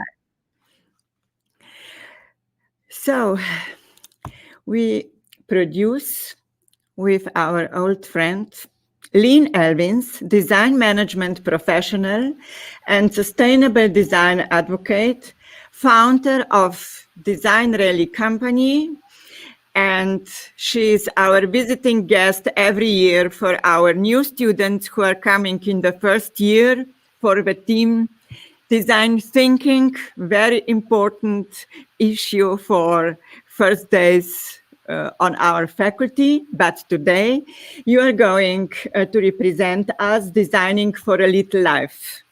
I am. Lynn, hi, and thank you for coming. You're very welcome, Nada. It's lovely to see you. I'm sorry that obviously we can't be together in person this year, but I'm looking forward to being part of next week's or next month for sure on Ellie's conference. Okay, I look forward to that very much. But yes, so you have my slides. I'm going to switch my screen over, so I hope the slides will also continue to work for you. But as you say, I work as a design manager, and that means I work with lots of different design agencies and business organizations to introduce them to design. But today I'd like to talk about designing for a little life, and that is about me focusing on the subject of tiny homes, which is something I've been interested in for about the last year. Obviously, as we're talking today about World Habitat Day and some of the figures that have already been shown, there is a housing crisis happening. It is happening globally, with more than 1 billion people not with inadequate housing across the world, and also in some of the sort of greatest slum regions that we see. But we also have an environmental problem with the commercial housing sector, and that is impacting a lot on climate change and the resources that they're using. But equally, in countries here in the UK, a very Western, affluent country, we also have a problem here. We have over 10% of our population who are actually living in unsuitable homes, So it isn't just an issue that's happening with the sort of slum areas. And I think, again, as we all are becoming familiar with, the prices of homes, particularly for young people, it just means that they can't afford to actually get themselves a house. Some figures that I looked into show that in the UK, a 2-bedroom flat in a city centre will now, on average, start costing £250,000. If we just look at London, that becomes £750,000. And Slovenia was also in that particular survey. And again, you know, a flat in the city centre of Ljubljana is, on average, is coming out at over £100,000. So we have an accessibility issue that's happening. And certainly in the UK, that's because land is incredibly expensive to buy. And we have this model of housing, which is about purchasing a piece of land. And so it's not surprising at all that then one way to find a solution to some of these problems is to look at building smaller houses. So tiny homes are one way. And obviously some of them that we see, particularly in places like America, move around, but some of them are also there to be situated. So if we then look at designers and we say, how are designers already engaging in producing smaller homes that could be more affordable? There's a couple of examples that I'd like to show. This one was created with the United Nations in partnership with Yale University and was on display a couple of years ago. Prototypes obviously are always much more expensive when you just build one item. This one is suggested that if they went into commercial production, they could produce them for as low as $50,000. It's a completely self-sufficient, very environmentally efficient materials that are used and energy to actually power it when it's being lived in. It will house up to 4 people. And as I say, if it was taken into commercial production, it certainly does lower that average price of a home to live in. Another, again, design example that you'll find if you look on magazines like Design, that all look, again, very fantastic and very beautiful examples that architects and designers have produced, is this one by Yves Bahar. This was taken into account in terms of the situation in California. So they're a little bit bigger in size, but they are still considered tiny homes. It's a very flexible home system. It's also very high tech. So it was done in partnership with funding from Amazon's Alexa fund. So there's a lot of voice activated internal controls. And again, at this point, designed for the Californian housing market, also to fit on existing land where there are spaces for new premises to go. But these ones will still cost over $250,000. Although they are looking to produce one that's more like $100,000. So again, there is arguably some affordability, but equally these are still incredibly inaccessible to many people across the world. But one of the things that Yves Bahar said in relation to this design that he produced was this quote. So he said, "For me, the next frontier of design is to think of the entire home as a product that a homeowner can shape to their needs in terms of size, usage, aesthetic, and lifestyle." And again, as a designer and working with designers, I completely understand, this desire to create modular homes that people can adapt and homeowners can adapt. But I would also question, particularly this bit that I've underlined. He's referring to a home as a product, and again, as having an owner. And I think this gets at the heart of some of the bigger issues that we're trying to deal with. A home is more than a product. And also some of the ownership models that we have are becoming increasingly part of the problem as to why so many people get locked out of accessible homes. And so here's where I would like to actually turn to a project that is taking place in my hometown of Bristol. Not just to design a single tiny home, but to create a tiny house community. And straight away, if we look at the way in which they present this project, it's very different. There are no sort of very high gloss, high quality photographs of beautiful tiny homes designed by architects. There is an architect firm involved in this project, but there are a whole group of people involved. And what they are trying to produce is not one particular beautiful design of sort of a house as a product. They're trying to design a community. And so this is a floor plan for the use of 1 hectare of land, which could actually house 28 tiny homes. And they would encourage people to actually build their own tiny homes. So again, this is not about having a model where there is one expert designer who comes in and creates homes for people. It is about people self-building and creating this community together. Very important to this model is a lot of communal space that is shared for shared living, and also a lot of space for food growing, so that they start to become a self-sufficient community, and then they have access to shared services. And again, in terms of the ownership model for the land here, this group of people that are talking to the local council, the local government own, looking for areas of land that at the moment are not being used very well, so that they can go in and propose that it would be good spaces to put in a new affordable community of tiny homes. And this is where, again, they're coming at this whole project as a way where it is about designing a community. It is not about designing a house as a product. And what underpins how they're working, which I also find very interesting, is that they have this much wider view of what they are designing together. So first of all, as a group, they are coming together as what's called a community benefit society. So they're not coming together as a commercial company. This is not about investors or private money or people, looking for a development project for profit. They are all coming together to sign up for the benefit of the community projects. They're also working on the principles of what's called a regenerative settlement. So the idea that housing and homes should actually work alongside and take care of the environments in which they're placed, and that underpins the project. And they're also using a method called One Planet Living. You've mentioned the Sustainable Development Goals earlier this morning. One Planet Living is another framework that can be used with a number of different goals in it for sustainability. And so that's the one that this particular team are referring to.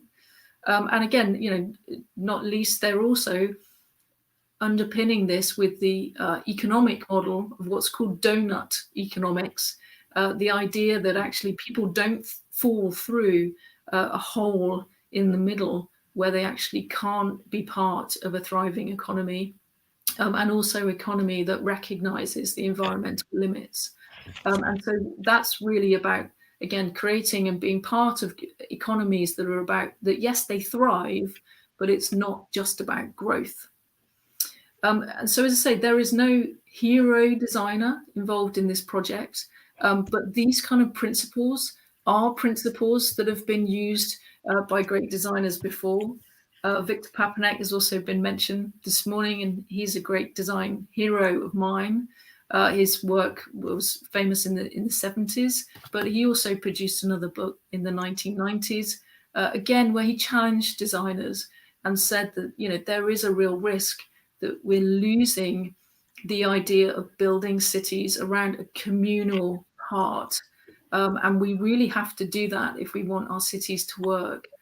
And the projects that is then illustrated here with this drawing was a community where he advocated that the laundry services actually be put in amongst the play area for the children, so that parents who were doing their laundry weren't stuck in basements on their own and all separated. They were actually brought together in the play area, so that whilst the children were playing, they could also be safely supervised. So this, again, very interesting way of designing for community use rather than designing products for individuals. Victor Papanek also, referred to, therefore, it isn't just that we have to look to technologies all the time, and we shouldn't always be looking towards the latest thing and the latest idea.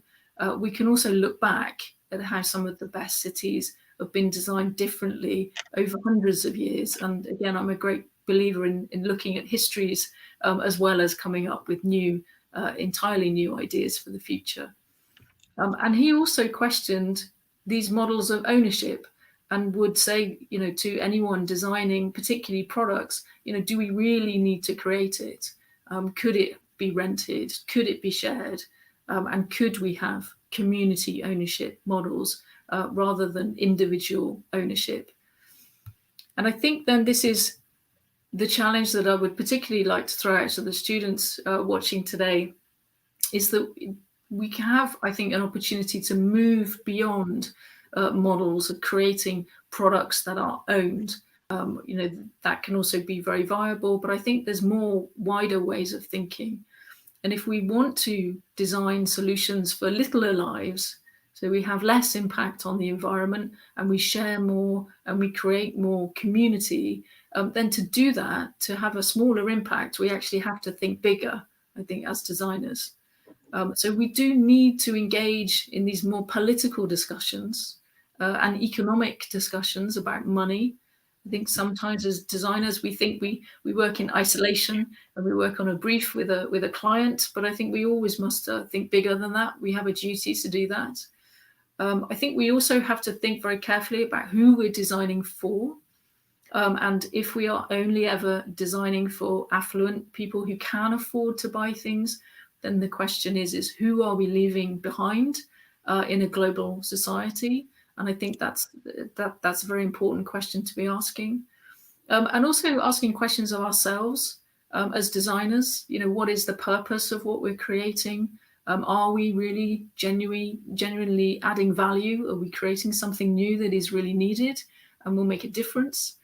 And again, I think particularly for students, because they have this lovely position of not yet necessarily being in the commercial world of having to work with clients, it is taking the opportunity, particularly as students, to really imagine new ways of living. And that involves us actually having a sense of what future we want to create. And I believe we can all contribute to a very positive future. There's some very big challenges, but I think designers have a huge positive contribution to make. And so that's the challenge that I would throw out to the students today. So I'd like to thank you again. Thank you very much for the opportunity to join this event today. And I hope you have a fantastic rest of the afternoon. And I look forward to seeing you very, very soon. Thank you, Lynn. It was great, really.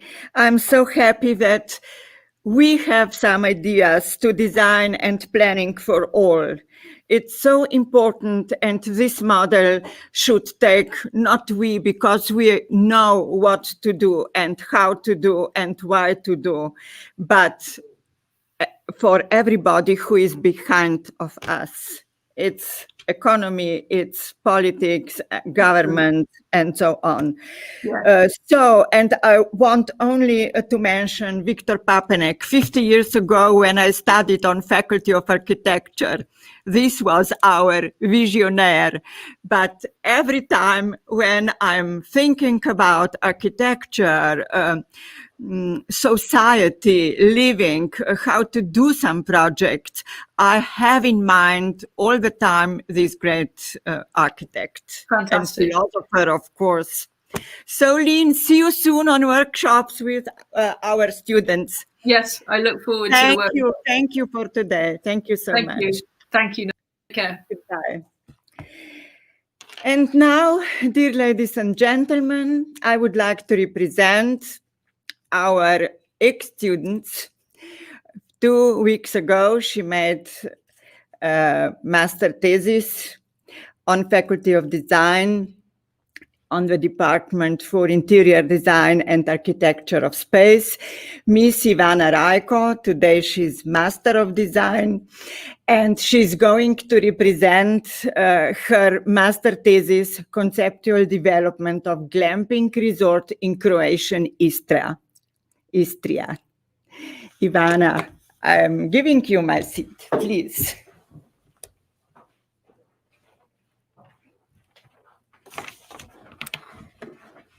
Good afternoon. First of all, thank you to invite me today on this conference. It's an honor to be part of World Habitat Day. Let me introduce myself. My name is Ivana Rajko. I came from Croatia, and therefore, as a combination of my studying in Slovenia, my hometown on the coast of Istria, and my own inspiration, I'm going to present you my master thesis, conceptual development of a glamping resort in Croatian Istria.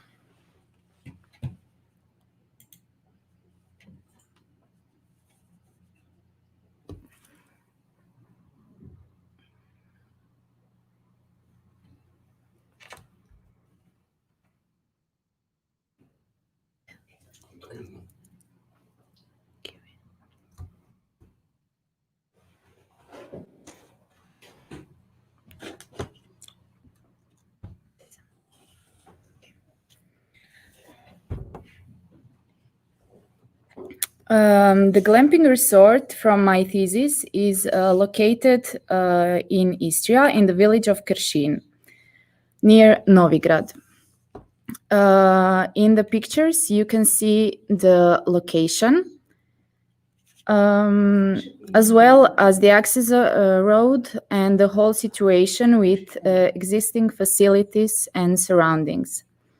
The geodetic survey of the location shows that there are two existing structures on the plot and an olive grove. After I consulted some experts, most of the olive trees have been relocated among the accommodation units, maintaining the authenticity of the location, as my goal was to improve, not to devastate it. Observing the nature and surroundings in which we live has always been an inspiration for the biggest names in art and architecture. It is nature that has the best solutions, shapes, and colors. Spending some free time in nature and observing the world around us usually has a very positive effect on the collection and selection of motifs and shapes from which inspiration is drawn. We can play with previously known shapes and objects, make them different, more interesting, and innovative, and give them a new function. The most important thing is to design spaces in such a way that they are friendly to the people who live in them and that they are timeless. Functionality is an inevitable part of any space, indoor and outdoor, so it's very important to explore location, autochthony, and understand function before beginning to intervene the space. When designing buildings and spaces, we are interested in the history of the location and local materials that can be used in projects, which results in connection of the buildings and space in it with their surroundings.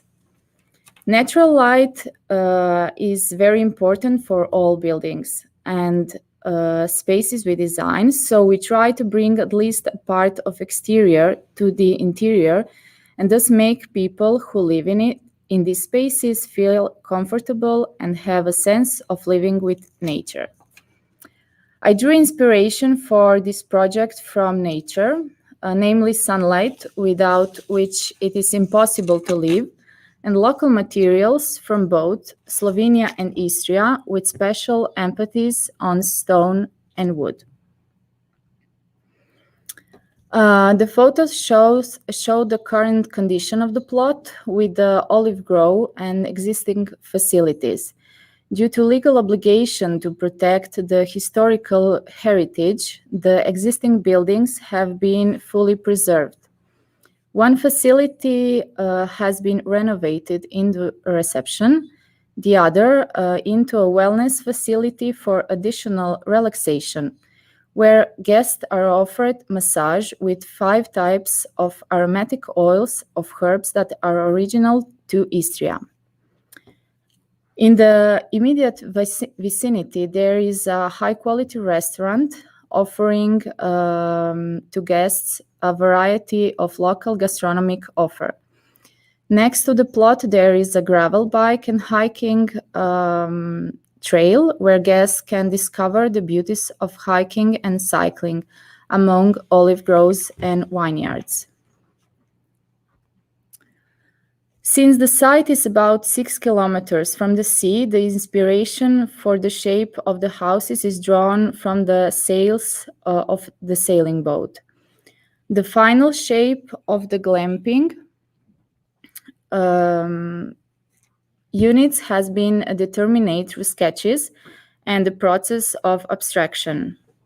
All units consist of wooden lattice structure with thermal and hydro insulation and are intended for both high and low season.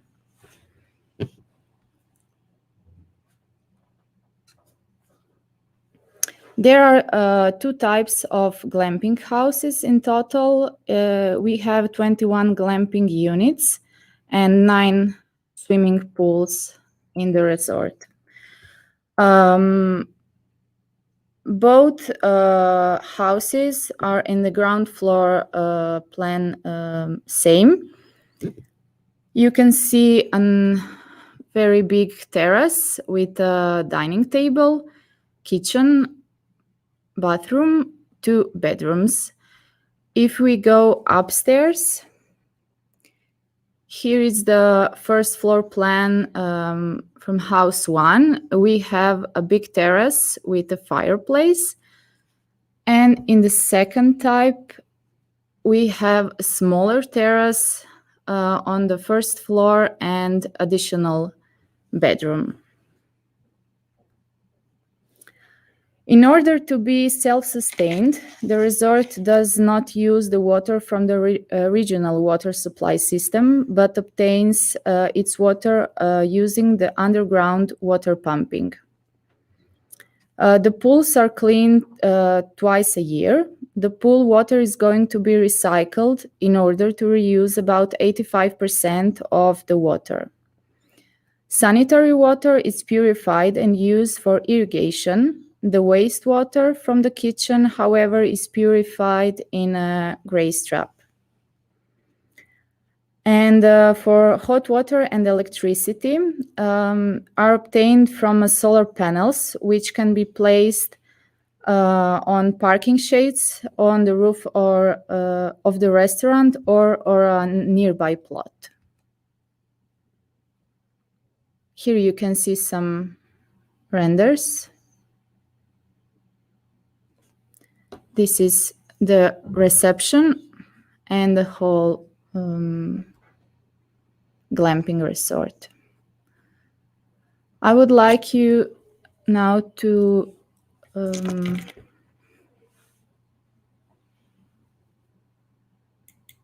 put some video also from a glamping resort, so enjoy.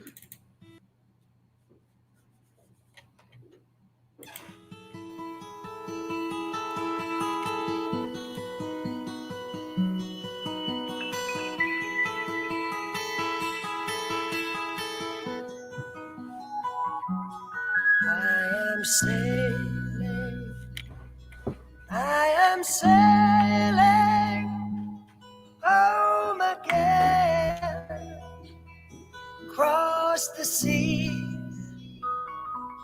I am sailing stormy waters to be near you, to be free. I am flying, I am flying like a bird across the sky. I am flying, passing high clouds to be near you, to be free.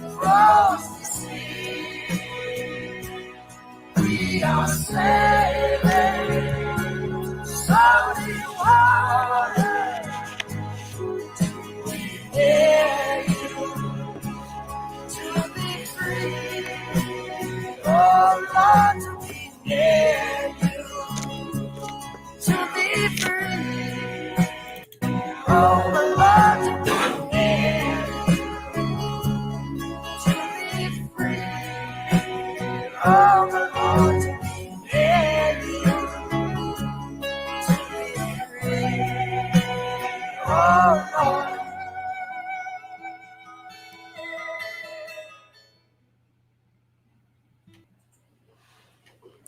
So I will thank you for your attention.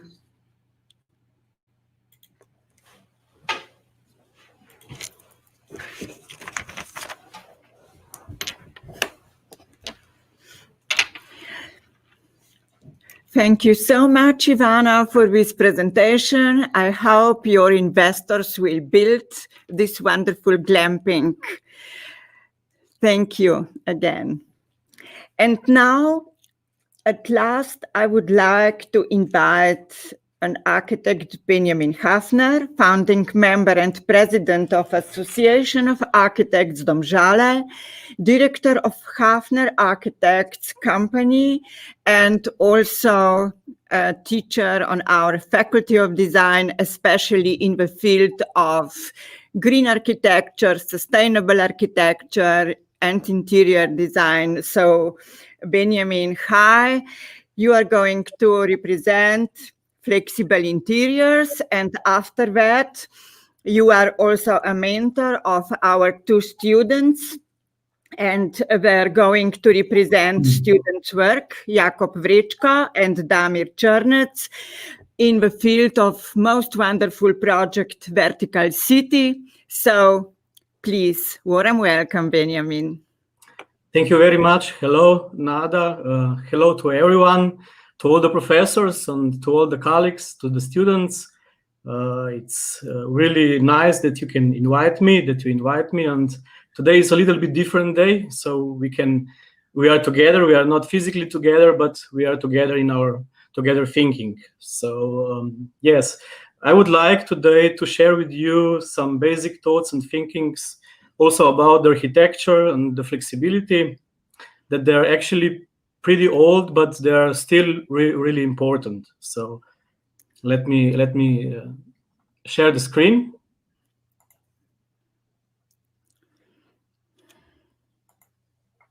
Okay, so I will start with the famous picture actually from the world-known critic and theoretician Leguier in the 18th century, and this is so-called the primitive hut.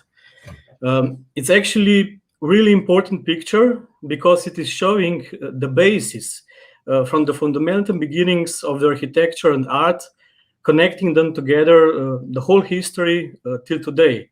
And actually still today, there is no difference between the buildings in tectonic structure, because all art and engineering and the architecture comes from the gravity of Earth. And all houses have their main construction, have their pillars, have their columns. The difference is just that the material has changed and the solutions has changed, the construction has changed, but still the gravity is here, and still the gravity is on Earth, and this is actually the constant of daily life. So what is changed and what are the variables are actually the people, their lives, their pollution, the density, social networkings, and etc. So these are the most important things that are changing the Earth. For example, this is Ljubljana in the early beginning of 19th century. Can we interrupt you, please? Sorry? Daj še enkrat screen share.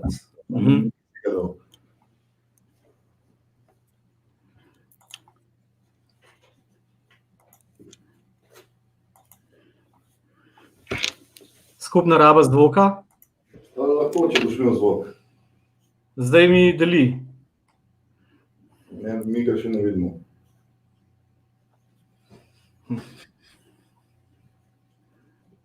Probaj skenslati pa še enkrat. Prekliči. Share screen. Sam share screen dam. Tako.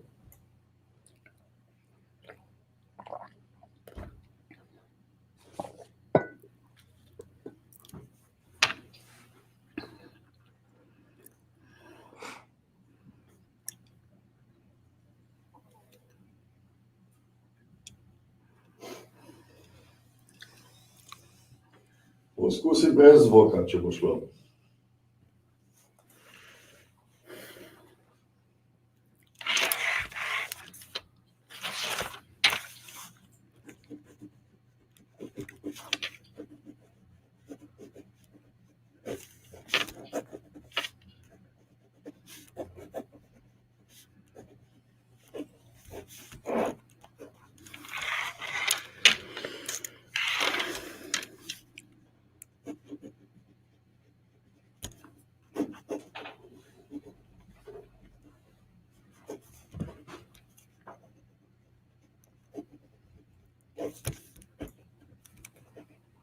Še enkrat.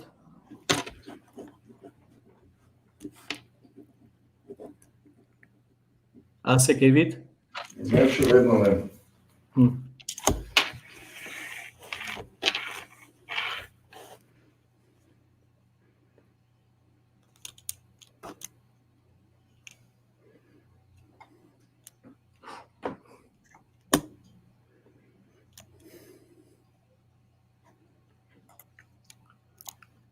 Samo share screen dam in je to.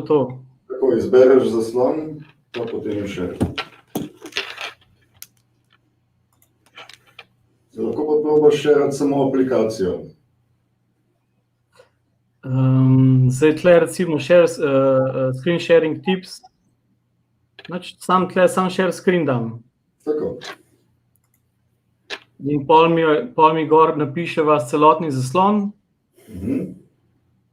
In je to. Zdaj jaz pač vidim, da tle sharam. Meni tle kaže. Okno aplikacije. A dan to, kaj je okno aplikacije? No, pa daj. Skupna raba? Ja. Zdaj? Evo, zdaj pa imamo. Aha. Kje sem jaz ostal? Zdaj grem kar od začetka še enkrat. Ja. Lahko? Ja. Dobro.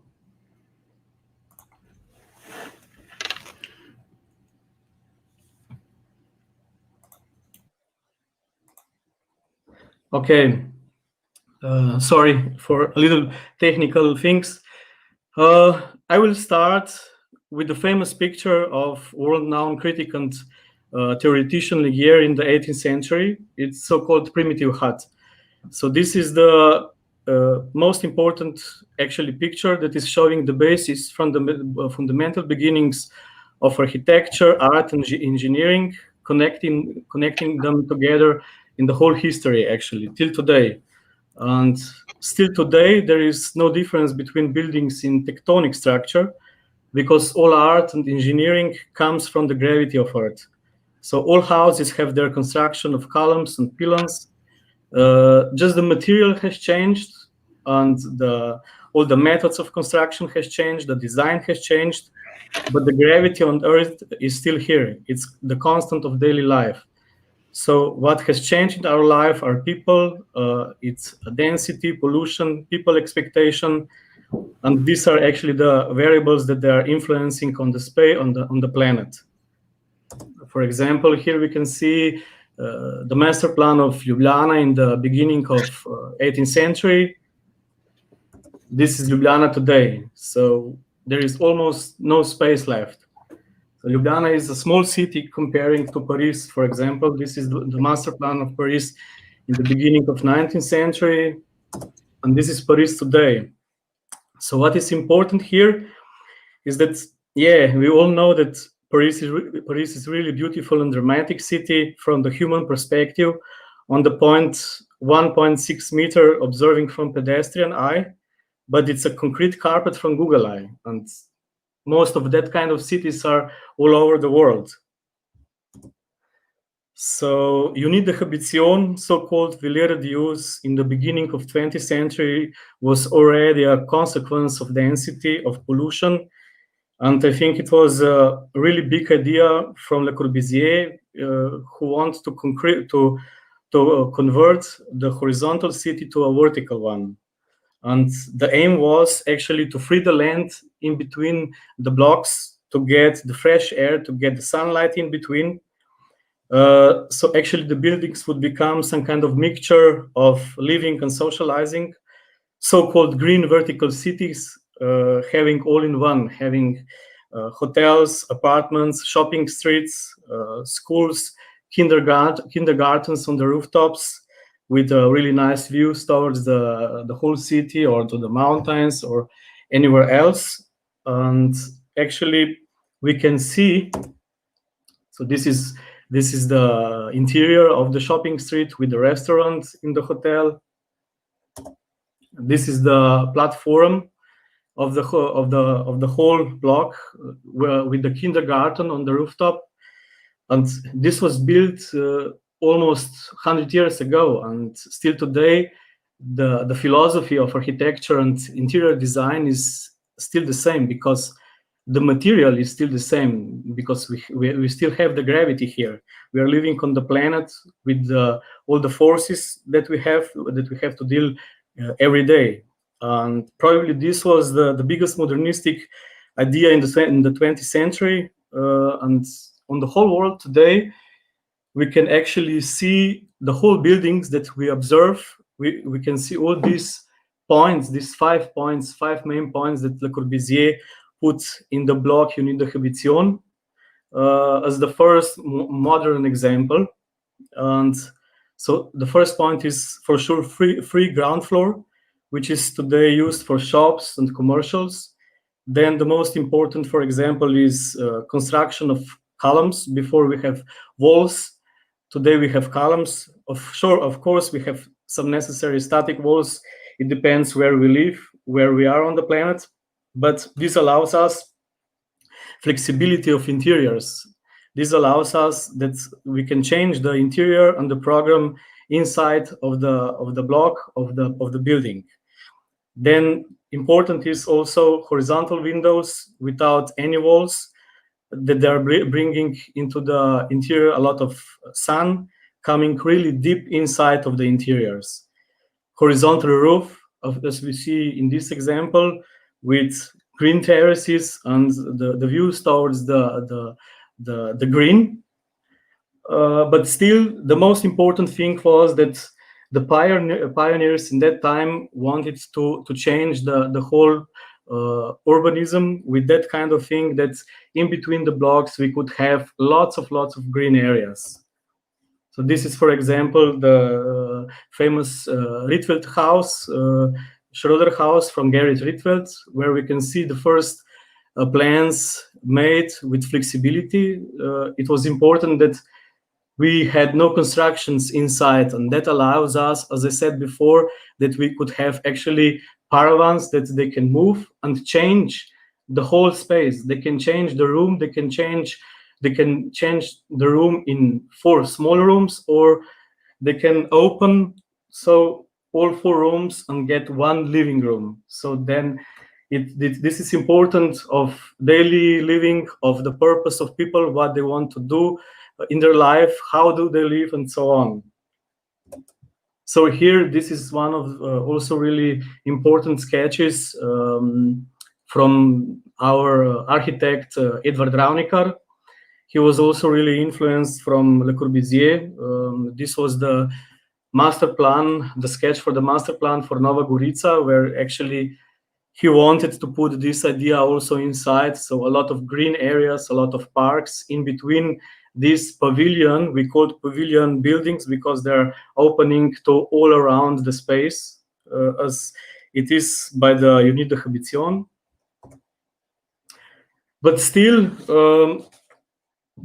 today, from all these points that we have in the architecture and with all the buildings, with all the shapes, the cities actually today have no green areas. But this is not the problem of architecture and the engineers. It's the problem of us, from us. It's coming from us, from the people thinking, from the culture, from greed, and from actually today's economy that is changing our life. And instead of all green areas, we can actually see plenty of abandoned buildings, destroying urbanism and actually serving to no one. So it's up to us what we will do. Will we build a new building beside this one and lose another place, another green place, will we will we rebuild the old buildings with more green areas, with flexible interiors? So in that point of thinking and in that point of renovation and aliving old structures and buildings, we are actually studying with students how to design different kind of program in the same volume, in the same room, in the same building. And we designed actually with the students a catalog of different, we so-called flexible cells. It's a catalog for investors so that they can check all the program and put these flexible interiors in their projects. And what is the most important is actually that students have the challenge to, for example, to show what can happen in one place. So how can a hotel room become a hostel room? How can a hotel room become a children's clinic? Or how can a hotel room become a studio or another office? Or, for example, how from hotel room we can get a children's room? So this was the main goal from the students, how to actually manage with the same space and how can renovate one program to another. It was, so the raster of construction, the model was 7x5. It could be also some other construction net. But the main point was how to show many different programs in the same space. And this is already the project that the students after me will explain. But what I wanted to show here is that we have a lot of different kind of buildings with just the pure construction and everything that they're already old, and it's time to renovate them. And what is important from us is that the building in its basis is just a pure construction with the vertical and horizontal installations that we keep. And these installations are coming through the corridors to different kind of rooms. And actually rooms are free and flexible for change in different time and use. And it was a challenge for students to get totally free room with only fixed position. I will show another picture just for to see it. It was a challenge to get a free room with the fixed position of installation shaft, and actually to make many different kinds of programs. And it turned out that the project was really, really good, and we get a lot of different variations of program. And yes, last year the project got International Design Award for the category of interior design. And I think the project was really nice. So thank you very much for the listening. Benjamin, thank you. Thank you so much. We need a new Bauhaus school. Yes. Yes, President of European Parliament promised to establish a new European one. So we have to share and rethink That's right. new values for architects, designers, producers, to use sustainable materials, to use sustainable constructions, and so on and so on. So thank you so much. Thank you to Mention Corbusier and Gerrit Redfield and so on. Thank you. And now I am inviting our students, Jakub Vričko and Damir Černec, a Vertical City. Warm welcome, hello. Students. My name is Jakub, and I will begin this presentation that I made together with Damir. I would like to apologize because our camera isn't working, so you won't be able to see us, but we will still show you the presentation that we have made for today's event. So can you see the screen? Yes. Do you see the presentation? Yes, of course, you should go on. Okay. So because of the overpopulation, parks and green walking spaces are being pushed and replaced by industrial and residential buildings. That is the reason why we chose to make a transparent building. The whole building is covered with glass, and with its construction forms an interesting architectural complex. With the transparency of the building, the construction forms the exterior as well as the interior. The whole concept is based on branching of grape, which resembles in positioning of single spaces in each floor. In the center of each floor is an architectural knot assembled from 3 elevators and a staircase. Leading from there, every floor has its own way of design hallways surrounded with rod construction that leads to different stores, offices, and outside terraces with its own little park and epic view of the city. The research on how indoor greenery impacts employee health, the productivity can't be refuted, and its positive effects continues to be seen. When plants are used on the walls and roofs of buildings, the results are positive too. For instance, plants can reduce energy usage, they extend roof lives, they moderate temperature in hot spots, and even can provide fresh vegetables for building occupants. Continuing on, we will show you a video animation that we prepared for this presentation.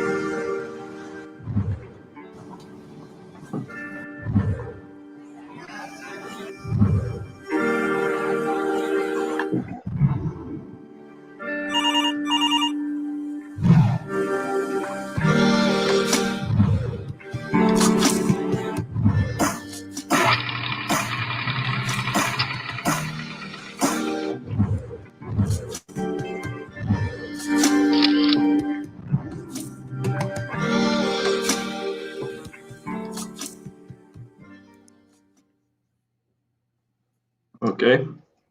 Hello, now it's Damir speaking, and I'm going to tell you how plants affect people in buildings. Let me point out a few facts about Ambius, a company that's been enhancing interior landscapes since 1963. It shows that presentism, when employees are physically at work but mentally checked out, is reduced merely by the presence of greenery in the offices. Plants make indoor spaces healthier for the occupants, both in terms of physical and mental health. Having indoor plants in the offices reduces indoor air pollutants by 87% in 24 hours, overall stress levels by 60%, anxiety by 37%, fatigue by 38%, headaches by 20%, and noise by 50%.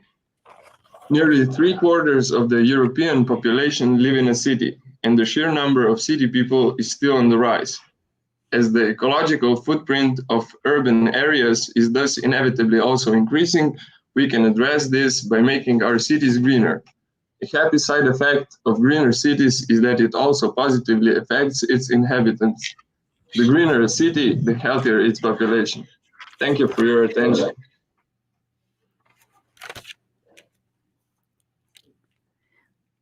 Thank you. That's all from us. Thank you, Jakob. Thank you, Damir, for your presentation, and congratulations again for the award. Thank you. So we came to the end, dear ladies and gentlemen. Our experts are producing with our students some workshops in this Going Green Global Week. World Habitat Day, Faculty of Design celebrates every year. I hope we see us very soon on our ALICE conference in a couple of weeks or couple of months. It depends on COVID-19, and I hope everything will be okay, so we can share the results of students' workshops and another foreign and domestic guests from Slovenia. So thank you again. If you would like to have a little message for our students or for our school, please warm welcome. If somebody is still there.